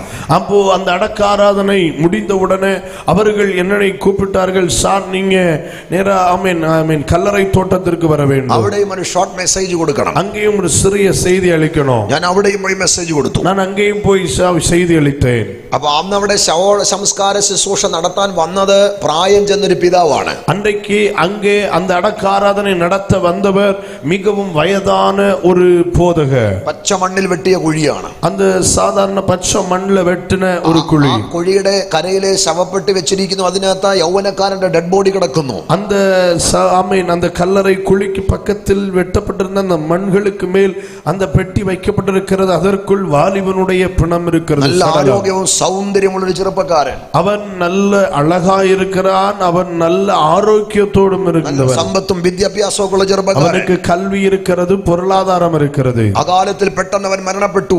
அப்படி இருக்கிற பொழுதுதான் திடீரென்று அவன் மரணத்தை ஏற்றுக்கொண்டான். താങ്ങുവാൻ കഴിയാതെ അവന്റെ വീട്ടുകാരും ബന്ധുക്കളും ആ ഡെഡ് ബോഡിക്ക് ചുറ്റും നിൽക്കുക. துக்கத்தை தாங்க முடியாமல் அவருடைய வீட்டார்கள் உறவினர்கள் அந்த டெட் பாடியை சுற்றி இருக்கிறாங்க. ശവസംസ്കാരം നടത്തുന്ന ഈ പിതാവ് ആ ഡെഡ് ബോഡിയിലേക്ക് നോക്കി രണ്ട് ചോദ്യം ചോദിച്ചു. அந்த அந்த அடக்க ஆராதனை நடத்தின அந்த வயதான தகப்பனார் அந்த சவ சடலத்தை பார்த்து இரண்டு கேள்வியை கேட்டார். ആ ചോദ്യം എന്റെ ഹൃദയത്തിൽ തുളച്ചു കയറിയ ഒരു അമ്പ് പോലെ. அந்த കേൾവി என்னுடைய இருதயத்திற்குள் ஈட்டியை போல பிளந்து சென்றது. അദ്ദേഹം പറഞ്ഞ കാര്യം ഇതാണ്. அவர் சொன்ன காரியம் இது, സകല മനുഷ്യന്റെയും അവസാനം ഇതാകുന്നുവെങ്കിൽ, സകല മനുഷ്യനുடைய முடிவும் இதுவா இருக்குமானா, ധനവാൻ എന്തിന് തന്റെ ധനത്തിൽ പ്രശംസിക്കുന്നു? ஆமென். ஐஸ்வர்யவான் தன்னுடைய ஐஸ்வர்யத்தில் மேன்மை பாராட்டுகிறான். സകല മനുഷ്യന്റെയും അവസ്ഥ ഇതാകുന്നുവെങ്കിൽ, സകല മനുഷ്യനുடைய முடிவும் இதா இருக்குമാனா, സൗന്ദര്യമുള്ളവൻ എന്തിന് തന്റെ സൗന്ദര്യത്തിൽ പ്രശംസിക്കുന്നു? அழகுள்ளவன் ஏன் தன் அழகில் மேன்மை பாராட்டுகிறான்? സകല മനുഷ്യന്റെയും അവസാനം ഇതാകുന്നുവെങ്കിൽ, സകല മനുഷ്യനുடைய முடிவும் இதா இருக்குமானா, സൗന്ദര്യമുള്ളവൻ എന്തിന് തന്റെ സൗന്ദര്യത്തിൽ പ്രശംസിക്കണം? தன்னுடைய அழகுள்ளவன் ஏன் தன் அழகில் மேன்மை பாராட்ட வேண்டும்? എന്തിൽ പ്രശംസിക്കാനാണ് മനുഷ്യൻ? எதை மேன்மை பாராட்ட மனிதன்? നമുക്കിവിടെ പ്രശംസിക്കാൻ ഒന്നുമില്ല പ്രിയരേ. இந்த உலகத்தில் பிரியமானவர்களே, நாம் மேன்மை பாராட்ட ஒன்றுமில்லை. എനിക്ക് പ്രശംസിപ്പാൻ എന്റെ കർത്താവും അവന്റെ ക്രൂശും മാത്രമേ ഉള്ളെന്ന് ഉറപ്പുള്ളവർ ഒന്നുകൂടെ ഒരു ഹല്ലേലൂയ പറഞ്ഞാട്ടെ. ஆமென். எனக்கு மேன்மை பாராட்ட கர்த்தரும் அவருடைய சிலுவையும் மட்டும்தான் இருக்கிறது என்று ஆமென் உறுதி உள்ளவர்கள் கரங்களை உயர்த்துறீர்கள். എന്താണ് നമുക്കിവിടെ പ്രശംസിക്കാൻ ഒന്നുമില്ലാത്തത്? இந்த உலகத்தில் நான் மேன்மை பாராட்ட ஏன் நமக்கு ஒன்றுமில்லை? അതിന്റെ കാരണം ബൈബിൾ പറയുന്നത്. அதன் காரணம் வேதம் சொல்லுகிறது. ഏതു മനുഷ്യനും ഉറച്ചു നിന്നാൽ ഒരു ശ്വാസമത്രേ. ஆமென். எஸ். ഏതു മനുഷ്യനും ഉറച്ചു നിന്നാൽ ഒരു ശ്വാസമത്രേ. ஆமென். எந்த மனிதனும் எவ்வளவு பலமாய் நின்றாலும் ஒரு சுவாசம் மட்டுமே. ആമേൻ. ஆமென். ഹല്ലേലൂയ. ஹல்லேலூயா. മനുഷ്യന്റെ ക്ഷണികതയെ കുറിച്ച് ബൈബിൾ എന്താ പറയുന്നേ? மனிதனுடைய வாழ்வை குறித்து வேதம் என்ன சொல்லுகிறது? രാവിലെ വയലിൽ മുളച്ചു വരുന്ന പുല്ല് പോലെയാ. ஆமென். காலையில் முளைக்கிற புல்லை போல. വൈകുന്നേരമാകുമ്പോൾ അത് അരിഞ്ഞ് വാടിപ്പോകും. சாயங்காலமாகிற பொழுது புல் வாடி உதிர்ந்து போகிறது. അതിന്റെ ഇടം പോലും പിന്നത് കാണുന്നില്ല. அது இருந்த இடத்தை அது അറിயாது. ഹല്ലേലൂയ. ഹല്ലേലൂയ. ഈ ദിവസത്തിന്റെ അസ്തമയ സൂര്യന്റെ കിരണങ്ങൾ നമ്മൾ കണ്ടു. இன்றைய நாளின் சூரியன் அஸ்தமித்ததை நாம் பார்த்தோம். നാളത്തെ പ്രഭാത സൂര്യന്റെ കിരണങ്ങൾ കാണാൻ നമ്മൾ ആയുസ്സോടുണ്ടാവുമോ? நாளைக்கு சூரியன் உதிக்கிறதை பார்க்க நம்முடைய ஆயுசு இருக்குமா? ആർക്കുറപ്പുണ്ട്? யாருக்கு உறுதி சொல்ல முடியும்? ആർക്കും ഉറപ്പില്ല. யாருக்கும் அந்த உறுதி இல்லை. ഏത് മനുഷ്യനും ഉറച്ചു നിന്നാൽ ഒരു ശ്വാസം അത്രേ. எந்த மனிதனும் எவ்வளவு பலப்பட்டு நின்னாலும் அந்த சுவாசம் மட்டும் போனால் முடிந்தது. ബൈബിൾ ലോകത്തോട് ചോദിക്കുന്നത്. ஆகையினால் தான் வேதம் ஆமென் உலகத்தை பார்த்து கேட்கிறது. മനുഷ്യാ, നീ മുഴുലോകവും നേടിയാലും നിന്റെ ആത്മാവിനെ നഷ്ടമാക്കിയാൽ നിനക്കെന്താണ് പ്രയോജനം? மனுஷனே, நீ உலகம் முழுவதையும் ஆதாயப்படுத்தி கொண்டாலும் உன் ஆத்துமாவை நீ நஷ்டப்படுத்தினால் அதனால் உனக்கு என்ன லாபம்? ആ ചോദ്യത്തിന്റെ അർത്ഥം എന്താണെന്നറിയാമോ? அந்த கேள்வியின் அர்த்தம் என்ன தெரியுமா? മരണം കൊണ്ട് തീരുന്നതല്ല മനുഷ്യന്റെ ജീവിതം. மரணத்தினால் முடிவடைவதல்ல மனிதனுடைய வாழ்க்கை. മരണത്തിനപ്പുറം മനുഷ്യനൊരു ജീവിതമുണ്ട്. மரணத்திற்கு அப்புறமும் மனிதனுக்கு ஒரு வாழ்வு இருக்கிறது. അത് വിശ്വസിക്കുന്നവരും ആത്മാവിൽ കാണുന്നവരുമായ ദൈവമക്കൾ ഇതിനകത്തുണ്ടെങ്കിൽ മൗനമായിരിക്കരുത്. அதை விசுவாசிக்கிறவர்களும் ஆவிக்குரிய கண்களால் அதை தரிசிக்கிற தேவ பிள்ளைகள் இந்த சத்த எல்லைக்குள் இருப்பீர்களானால் அப்படிப்பட்டவர்கள் அமைதியாக இருக்க கூடாது. മരണത്തിനപ്പുറത്തുള്ള മനുഷ്യന്റെ ജീവിതത്തെ ബൈബിൾ വിളിക്കുന്ന പേര് നിത്യത. மனிதனுக்கு மரணத்திற்கு அப்புறமும் இருக்கிற வாழ்வை குறித்து வேதம் இப்படி சொல்லுகிறது, அது நித்திய வாழ்க்கை. അപ്പൊ മനുഷ്യന് മരണശേഷം രണ്ട് അവസ്ഥയുള്ളൂ. மனிதனுக்கு அப்படியானால் மரணத்திற்கு பிறகு இரண்டு நிலை இருக்கிறது. ഒന്ന് സ്വർഗം, രണ്ട് നരകം. ஒன்று பரலோகம், மற்றொன்று நரகம். ഇവിടെ എവിടെയും പോകണം. இந்த இரண்டு இடங்களில் ஏதாவது ஒரு இடத்தில் மனிதன் சென்று அடைய வேண்டும். പോകാനാണ് മനുഷ്യൻ മരിക്കുന്നത്. அங்கே போவதற்காகத்தான் மனிதன் மரிக்கிறான். ഒരു മനുഷ്യന് 3 പാർപ്പിടം ഉണ്ടെന്നാണ്. ஒரு மனிதனுக்கு 3 தங்குமிடம் இருக்கிறது. 1ഉം 2ഉം പാർപ്പിടം ദൈവത്തിന്റെ അധികാരത്തിൽപ്പെട്ടതാ. 1ഉം 2ഉം தங்குகிற இடம் என்பது அது தேவனுடைய அதிகாரத்திற்குட்பட்டது.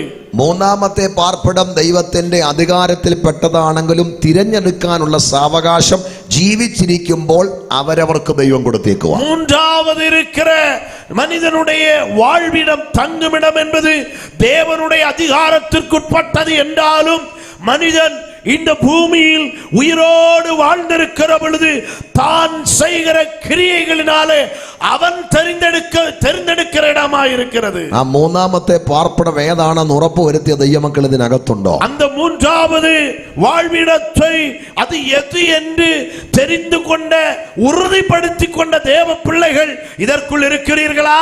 ഉറപ്പുവരുത്താത്ത ആരെങ്കിലും ഇന്ന് രാത്രി ഇവിടെ ഉണ്ടെങ്കിൽ, அது எந்த இடம் என்று உறுதி செய்யாத யாராவது இங்கே இருப்பீர்களானா? പുറത്ത് ഞങ്ങളെ കേൾക്കുന്നെങ്കിൽ, இதன் இந்த சத்தத்தை வெளியே யாராவது கேட்கிறீர்களானா? നിങ്ങളുടെ ഹൃദയം ഇന്ന് രാത്രി യേശുവിന് വേണ്ടി സമർപ്പിക്കണം. மனிதனே, உங்கள் இருதயத்தை தேவனுக்கு நீங்கள் அர்ப்பணிக்க வேண்டும். മരണശേഷമുള്ള നിങ്ങളുടെ ആത്മാവിന്റെ നിത്യത നിങ്ങൾ ഉറപ്പുവരുത്തണം. மரணத்திற்கு பிறகு உன்னுடைய நித்திய வாழ்க்கை எங்கே என்பதை நீங்கள் உறுதி செய்து கொள்ள வேண்டும். 1, 2 പാർപ്പിടം ദൈവത്തിന്റെ അധികാരപരിധിയിൽ ഉള്ളതാണ്. முதல் 2 வாழ்விடங்களும் தேவனுடைய அதிகாரத்திற்குட்பட்டதாக இருக்கிறது. 3ാമത്തേത് ദൈവത്തിന്റെ അധികാരത്തിൽപ്പെട്ടതാണെങ്കിലും തിരഞ്ഞെടുക്കാനുള്ള സാവകാശം മരിച്ചു കഴിഞ്ഞവരുടെ ബന്ധുക്കൾക്കല്ല, ജീവിച്ചിരിക്കുമ്പോൾ അവരവർക്കുള്ളതാണ്. 3வது வாழ்விடமும் தேவனுடைய அதிகாரத்திற்குட்பட்டதாக இருப்பினும் அதை தெரிந்து கொள்ளுகிற ஒரு பாக்கியமான நிலை மரித்த பிறகு என் நண்பர்களுக்கும் என் உறவினர்களுக்கும் அல்ல, உயிரோடு வாழ்ந்திருக்கிற பொழுது நானே அதை தெரிந்து கொள்ள வேண்டிய நிர்பந்த நிலை இருக்கிறது. ഒരു മനുഷ്യന്റെ 1ാമത്തെ പാർപ്പിടം അവന്റെ അമ്മയുടെ ഗർഭപാത്രമാണ്. ஒரு மனிதனுடைய முதல் வாழ்விடம் என்பது தன் தாயினுடைய கருவறை. 2ാമത്തെ പാർപ്പിടം ഈ ഭൂമിയാണ്. 2வது தங்குமிடம் என்பது இந்த பூமி. 3ാമത്തെ പാർപ്പിടം മരണശേഷം 2 ഉണ്ട്. இந்த 3வது வாழ்விடம் என்பது மரணத்திற்கு பிறகு 2 இடங்கள் இருக்கிறது. സ്വർഗം അല്ലെങ്കിൽ നരകം. பரலோகம் இல்லை நரகம். നമ്മുടെ 1ാമത്തെ പാർപ്പിടം കഴിഞ്ഞു.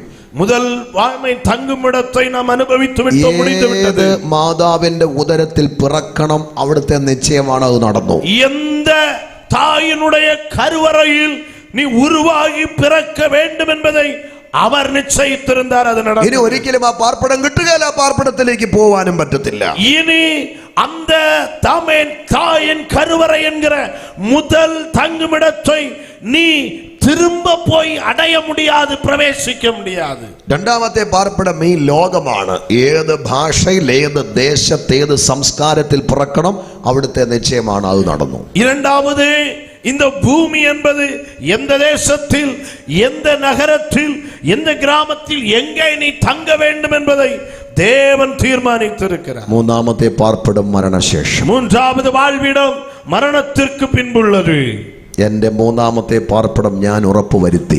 என்னுடைய 3வது தங்குமிடத்தை, வாழ்விடத்தை நான் உறுதி செய்து கொண்டேன். എന്റെ 10ാമത്തെ വയസ്സിൽ എന്റെ ഹൃദയം യേശുവിനായി സമർപ്പിച്ചു. என்னுடைய 10வது வயதில் எனது இருதயத்தை நான் தேவனுக்கு அர்ப்பணித்தேன். 11ാമത്തെ വയസ്സിൽ അവന്റെ കൽപ്പന അനുസരിച്ച് അവന്റെ മകനായി മാറിയപ്പോൾ 11வது வயதில் அவருடைய கற்பனைகளை கைக்கொண்டு நான் அவருடைய குமாரனாக மாறின பொழுது മരണശേഷം എന്റെ 3ാമത്തെ പാർപ്പിടം ഞാൻ ഉറപ്പിച്ചു. மரணத்திற்கு பின்பு எனக்கென்று வைக்கப்பட்டிருக்கிற அந்த 3வது வாழ்விடத்தை நான் உறுதி செய்து கொண்டேன். സാത്താനും തന്റെ ദൂതന്മാർക്കും ഒരുക്കിയിരിക്കുന്ന കെടാത്ത തീയും ചാകാത്ത പുഴുമം വമിക്കുന്ന നരകമല്ല. நாமேன் சாத்தானுக்காகவும் அவனுடைய தூதர் கூட்டங்களுக்காகவும் ஆயத்தப்படுத்தப்பட்டிருக்கிற அவியாத அக்கினியும் சாகாத புழுக்களும் இருக்கிற നരകാക്കിനെ അല്ല എനിക്ക്.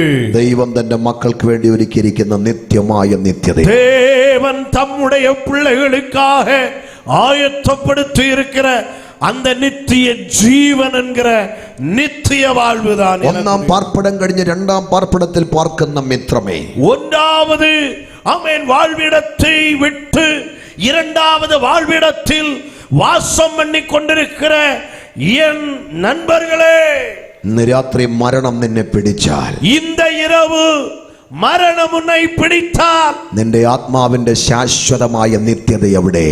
உன்னுடைய ஆத்துமாவினுடைய நித்திய வாழ்விடம் எங்கே?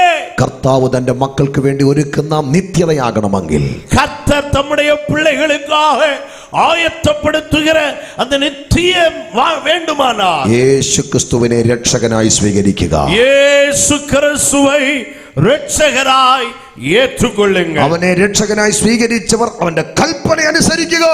அவரை இயேசு கிறிஸ்துவை இரட்சகராக ஏற்றுக்கொண்டவர்கள் அவருடைய கற்பனைகளை கைக்கொள்ளுங்கள். ആത്മാവെന്ന ദാനം പ്രാപിച്ച് വിശുദ്ധ ജീവിതം നയിക്കുക. ஆவியானவருடைய ஈவை வரங்களை பெற்று பரிசுத்த வாழ்க்கை வாழுங்கள். ഇന്ന് മരിച്ചാലല്ല, ഇന്ന് കാഹളം ധ്വനിച്ചാൽ അവർക്ക് കർത്താവിനൊപ്പം എടുക്കപ്പെടാൻ കഴിയും. இன்று மரணம் சம்பவிக்குமானால் இல்லை, இன்றைக்கு எக்காலம் ധരിക്കുமானால். ആ ഭാഗ്യം ലഭിച്ചിട്ടില്ലാത്ത ആരെങ്കിലും ഈ ശബ്ദപരിധിയിലുണ്ടോ? அந்த உன்னத பாக்கிய அனுபவத்தை பெற்றுக்கொள்ள உறுதி பெற வேண்டியவர்கள் யாராவது இங்கே இருக்கிறீர்களா? ഈ ലൈവിൽ ഞങ്ങളെ കേൾക്കുന്നുണ്ടോ? இந்த நேரலையில் யாராவது கேட்கிறீர்களா?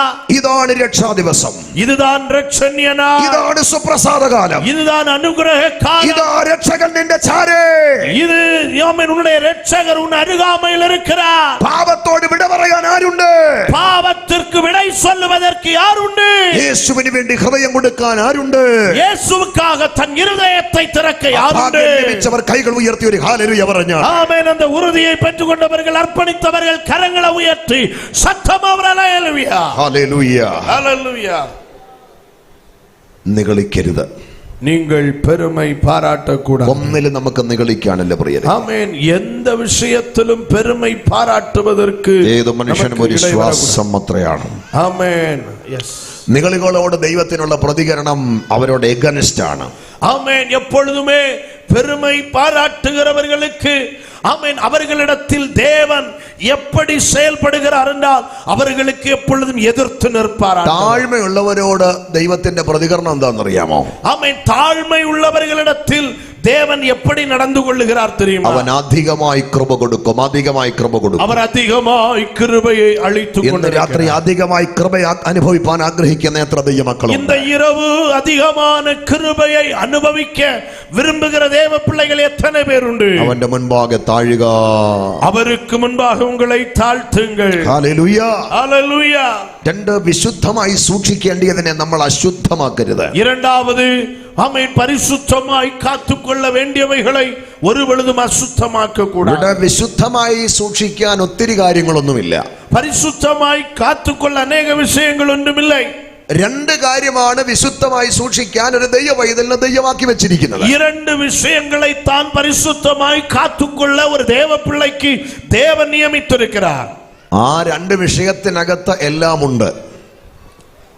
அந்த இரண்டு விஷயத்திற்குள் அனைத்து தேவன் நியமித்திருக்கிற விஷயங்களும் ഒന്ന്, இருக்கிறது. നമ്മെ തന്നെ വിശുദ്ധമായി സൂക്ഷിക്കുക. ஒன்று, நம்மை தாமே பரிசுத்தமாய் காத்துக்கொள்ள ഈ வேண்டும். ലോകത്തിൽ ഏറ്റവും അധികം വിശുദ്ധമായി സൂക്ഷിക്കേണ്ട രണ്ട് കാര്യങ്ങളിൽ ഒന്ന് നമ്മെ തന്നെ വിശുദ്ധമായി സൂക്ഷിക്കണം. இந்த காலத்தில் நாம் பரிசுத்தமாய் காத்துக்கொள்ள வேண்டிய மிக முக்கியமான இரண்டு விஷயங்களில் ஒன்று நம்மை நாமே பரிசுத்தமாய் காத்துக்கொள்ள வேண்டும். എന്തുകൊണ്ട് നമ്മെ നാം വിശുദ്ധമായി സൂക്ഷിക്കണം? எதற்காக நம்மை நாம் பரிசுத்தமாய் காத்துக்கொள்ள வேண்டும்? പൗലോസ് പറഞ്ഞു, നിങ്ങൾ ദൈവത്തിന്റെ മന്ദിരമാണ്. அப்போஸ்தலனாகிய பவுல் இப்படி சொல்லுகிறார், நீங்கள் தேவனுடைய ஆலயமாய் இருக்கிறீர்கள். ദൈവത്തിന്റെ ആത്മാവ് നിങ്ങളിൽ വസിക്കുന്നു, നിങ്ങൾ അറിയുന്നില്ലയോ? தேவனுடைய ஆவியானவர் உங்களில் வாசமாய் இருக்கிறார் என்று நீங்கள் அறியாதிருக்கிறீர்களா? എന്റെ മന്ദിരത്തെ അശുദ്ധമാക്കുന്നവനെ ഞാൻ നശിപ്പിക്കും. என்னுடைய தேவாலயத்தை கெடுக்கிறவனை நான் கெடுப்பேன். ദൈവത്തിന് വസിക്കാൻ പണി കഴിപ്പിച്ച ദൈവത്തിന്റെ ആലയമാണ് ഞാൻ നിങ്ങളും. ஆமென். தேவன் வாசம் பண்ணுவதற்கு தேவனே நிர்ணயித்த தேவனுடைய ஆலயம்தான் நானும் நீங்களும். ബോധ്യമുള്ളവർ കൈകളൊന്ന് ഉയർത്തിപ്പിടിച്ചു. அந்த புரிந்து கொள்ளுதல் உள்ளவர்கள் கரங்களை உயர்த்தி பிடித்துக் ഞാൻ എന്റെ கொள்ளுங்கள். ദൈവത്തിന്റെ മന്ദിരമാണെന്ന് ഉറപ്പുള്ളവർ മാത്രം കരങ്ങളൊന്ന് ഉയർത്തിക്കേ. நான் என் தேவனுடைய ஆலயமாய் இருக்கிறேன் என்கிற உறுதி உள்ளவர்கள் கரங்களை உயர்த்தி பிடியுங்கள். ദൈവത്തിന് വസിക്കുവാൻ പണി കഴിപ്പിച്ച ദൈവത്തിന്റെ മന്ദിരമാണ് ഞാൻ എന്ന് ബോധ്യമുള്ളവരുടെ വായിൽ നിന്നും സ്തുതികൾ ഉയരട്ടെ. தேவன் எனக்குள் வாசம் பண்ணுவதற்கு தேவனே என்னை வேறு விரித்து பிரதிஷ்டை பண்ணி இருக்கிற ஒரு ஆலயம் என்கிற உறுதி உடையவர்களுடைய ஆமென் வாயிலிருந்து ஸ்தோத்திரம் எழும்பட்டும். നമ്മൾ നമ്മളെ തന്നെ വിശുദ്ധമായി நாம் நம்மையே பரிசுத்தமாய் காக்க வேண்டும். രണ്ടാമത് വിശുദ്ധമായി സൂക്ഷിക്കേണ്ടത്, இரண்டாவது பரிசுத்தமாய் காத்துக்கொள்ள வேண்டியது യേശുവിന്റെ നാമത്തെ വിശുദ്ധമായി இயேசுவின் நாமத்தை பரிசுத்தமாய் காத்துக்கொள்ள ഇത് வேண்டும். പറഞ്ഞ് ഞാൻ പ്രാർത്ഥിക്കാൻ പോകുകയാണ്. இதை சொல்லி நான் ஜெபிக்க விரும்புகிறேன். അവന്റെ നാമത്തെ വിശുദ്ധമായി സൂക്ഷിക്കണം. அவருடைய நாமத்தை பரிசுத்தமாய் காத்துக்கொள்ள வேண்டும். ശിഷ്യന്മാരെ പ്രാർത്ഥന പഠിപ്പിച്ചപ്പോൾ യേശു പറഞ്ഞു, നിന്റെ നാമം വിശുദ്ധീകരിക്കപ്പെടണം. சீடர்களுக்கு ஜெபிக்க கற்றுக் கொடுக்கிற பொழுது அவர் இப்படி சொல்லிக் கொடுத்தார், உம்முடைய நாமம் பரிசுத்தப்படுவதாக. അതെന്തുകൊണ്ടാണ് ആ പ്രാർത്ഥന പഠിപ്പിച്ചത്? அது எதனால் அதை ஜெபிக்க கற்றுக் கொடுத்தார்? നമ്മുടെ പ്രവർത്തികളിലൂടെ ഇടപാടുകളിലൂടെ അവന്റെ നാമത്തിന് കളങ്കം വരാതിരിക്കാനാണ് ആ പ്രാർത്ഥന പഠിപ്പിച്ചത്. நம்முடைய கிரியைகள் மூலமாக, நம்முடைய நடத்தைகள் மூலமாக அவருடைய நாமத்திற்கு ஒரு களங்கமும் வராமல் இருப்பதற்காகத்தான் இயேசு அவ்விதத்தில் ஜெபிக்க கற்றுக் கொடுத்தார். ഒരു തീരുമാനത്തോടെ ഇന്ന് രാത്രി മടങ്ങണം. இந்த இரவு ஒரு தீர்மானத்தோடு இந்த இடத்தை விட்டு கடந்து செல்ல வேண்டும். എന്റെ ദൈവം എന്നെ എവിടെയാക്കിയാലും, என் தேவன் நீர் என்னை எங்கே வைத்திருந்தாலும், എന്നിലൂടെ എന്റെ ദൈവത്തിന്റെ നാമം മഹത്വപ്പെടുമെന്ന് ഉറപ്പും തീരുമാനമുള്ളവരൊരു സ്തോത്രം പറഞ്ഞാട്ടെ. என் மூலமாக தேவனுடைய நாமம் மகிமைப்படும் என்கிற உறுதியும் தீர்மானமும் உடையவர்கள் கரங்களை உயர்த்தி கர்த்தரை ஸ்தோத்திரிப்போம்.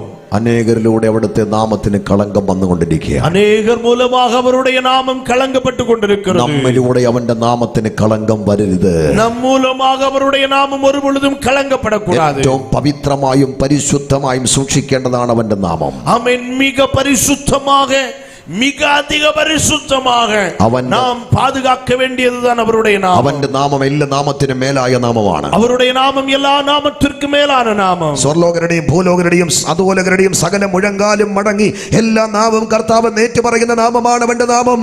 வானோர் பூதலத்தோர் பூமியின் கீழானோருடைய எல்லாருடைய முழங்கால்களும் முடங்குகிற நாமம் அவருடைய நாமத்தை அறிக்கையிடுகிற நாமம் தான் அவருடைய நாமம். വിശ്വസിക്കുവാനും പിൻപറ്റുവാനും സേവിക്കുവാനും യോഗ്യമായ നാമമാണ് അവന്റെ നാമം. விசுவாசிக்க பின்பற்ற அவரை சேவிப்பதற்குரிய நாமம் தான் அவருடைய நாமம். അവന്റെ നാമത്താൽ അസാധ്യമായതൊന്നുമില്ല. அவருடைய நாமத்திற்கு அசாத்தியமாய் கூடாதது என்று சொல்ல ஒன்றுமில்லை. അവന്റെ നാമത്തിൽ പാപത്തിൽ നിന്നും വിടുതലുണ്ട്. அவருடைய நாமத்தில் பாவத்திலிருந்து விடுதலை അവന്റെ கிடைக்கும். നാമത്തിൽ ശാപത്തിൽ നിന്നും വിടുതലുണ്ട്. அவருடைய நாமத்தினால் சாபத்திலிருந்து விடுதலை பெற முடியும். അവന്റെ നാമത്താൽ ഇന്ന് രാത്രി സൗഖ്യമുണ്ട്. அவருடைய நாமத்தினால் இந்த இரவு விடுதலை சுகமளித்தல் உண்டு. അവന്റെ നാമത്താൽ ഇന്ന് രാത്രി വിടുതലുണ്ട്. அவருடைய நாமத்தினால் இந்த இரவு விடுதலை உண்டு. ഏത് ബന്ധനങ്ങളും അവന്റെ നാമത്തിൽ അഴിയും. எந்த கட்டுகளும் அவருடைய நாமத்தினால் அவிழும். ഏത് പാരമ്പര്യ കെട്ടുകളും അവന്റെ നാമത്തിൽ അഴിയും. எந்த பாரம்பரிய கட்டுகளும் அவருடைய நாமத்தினால் ഏത് அவிழும். പൈശാചിക ബന്ധനങ്ങളും അവന്റെ നാമത്തിൽ അഴിയും. எந்த பிசாசின் கட்டுகளும் அவருடைய நாமத்தினால் அவிழ்ந்து ആ மாறும். കരമൊന്നടിച്ച് അല്പനിമിഷം അവന്റെ നാമത്തെ ഒന്ന് മഹത്വപ്പെടുത്തിക്കേ. அந்த கரங்களை தட்டி ஒரு சில நிமிடங்கள் ஆமென் அவருடைய நாமத்தை மகிமைப்படுத்துங்கள் எல்லாரும்.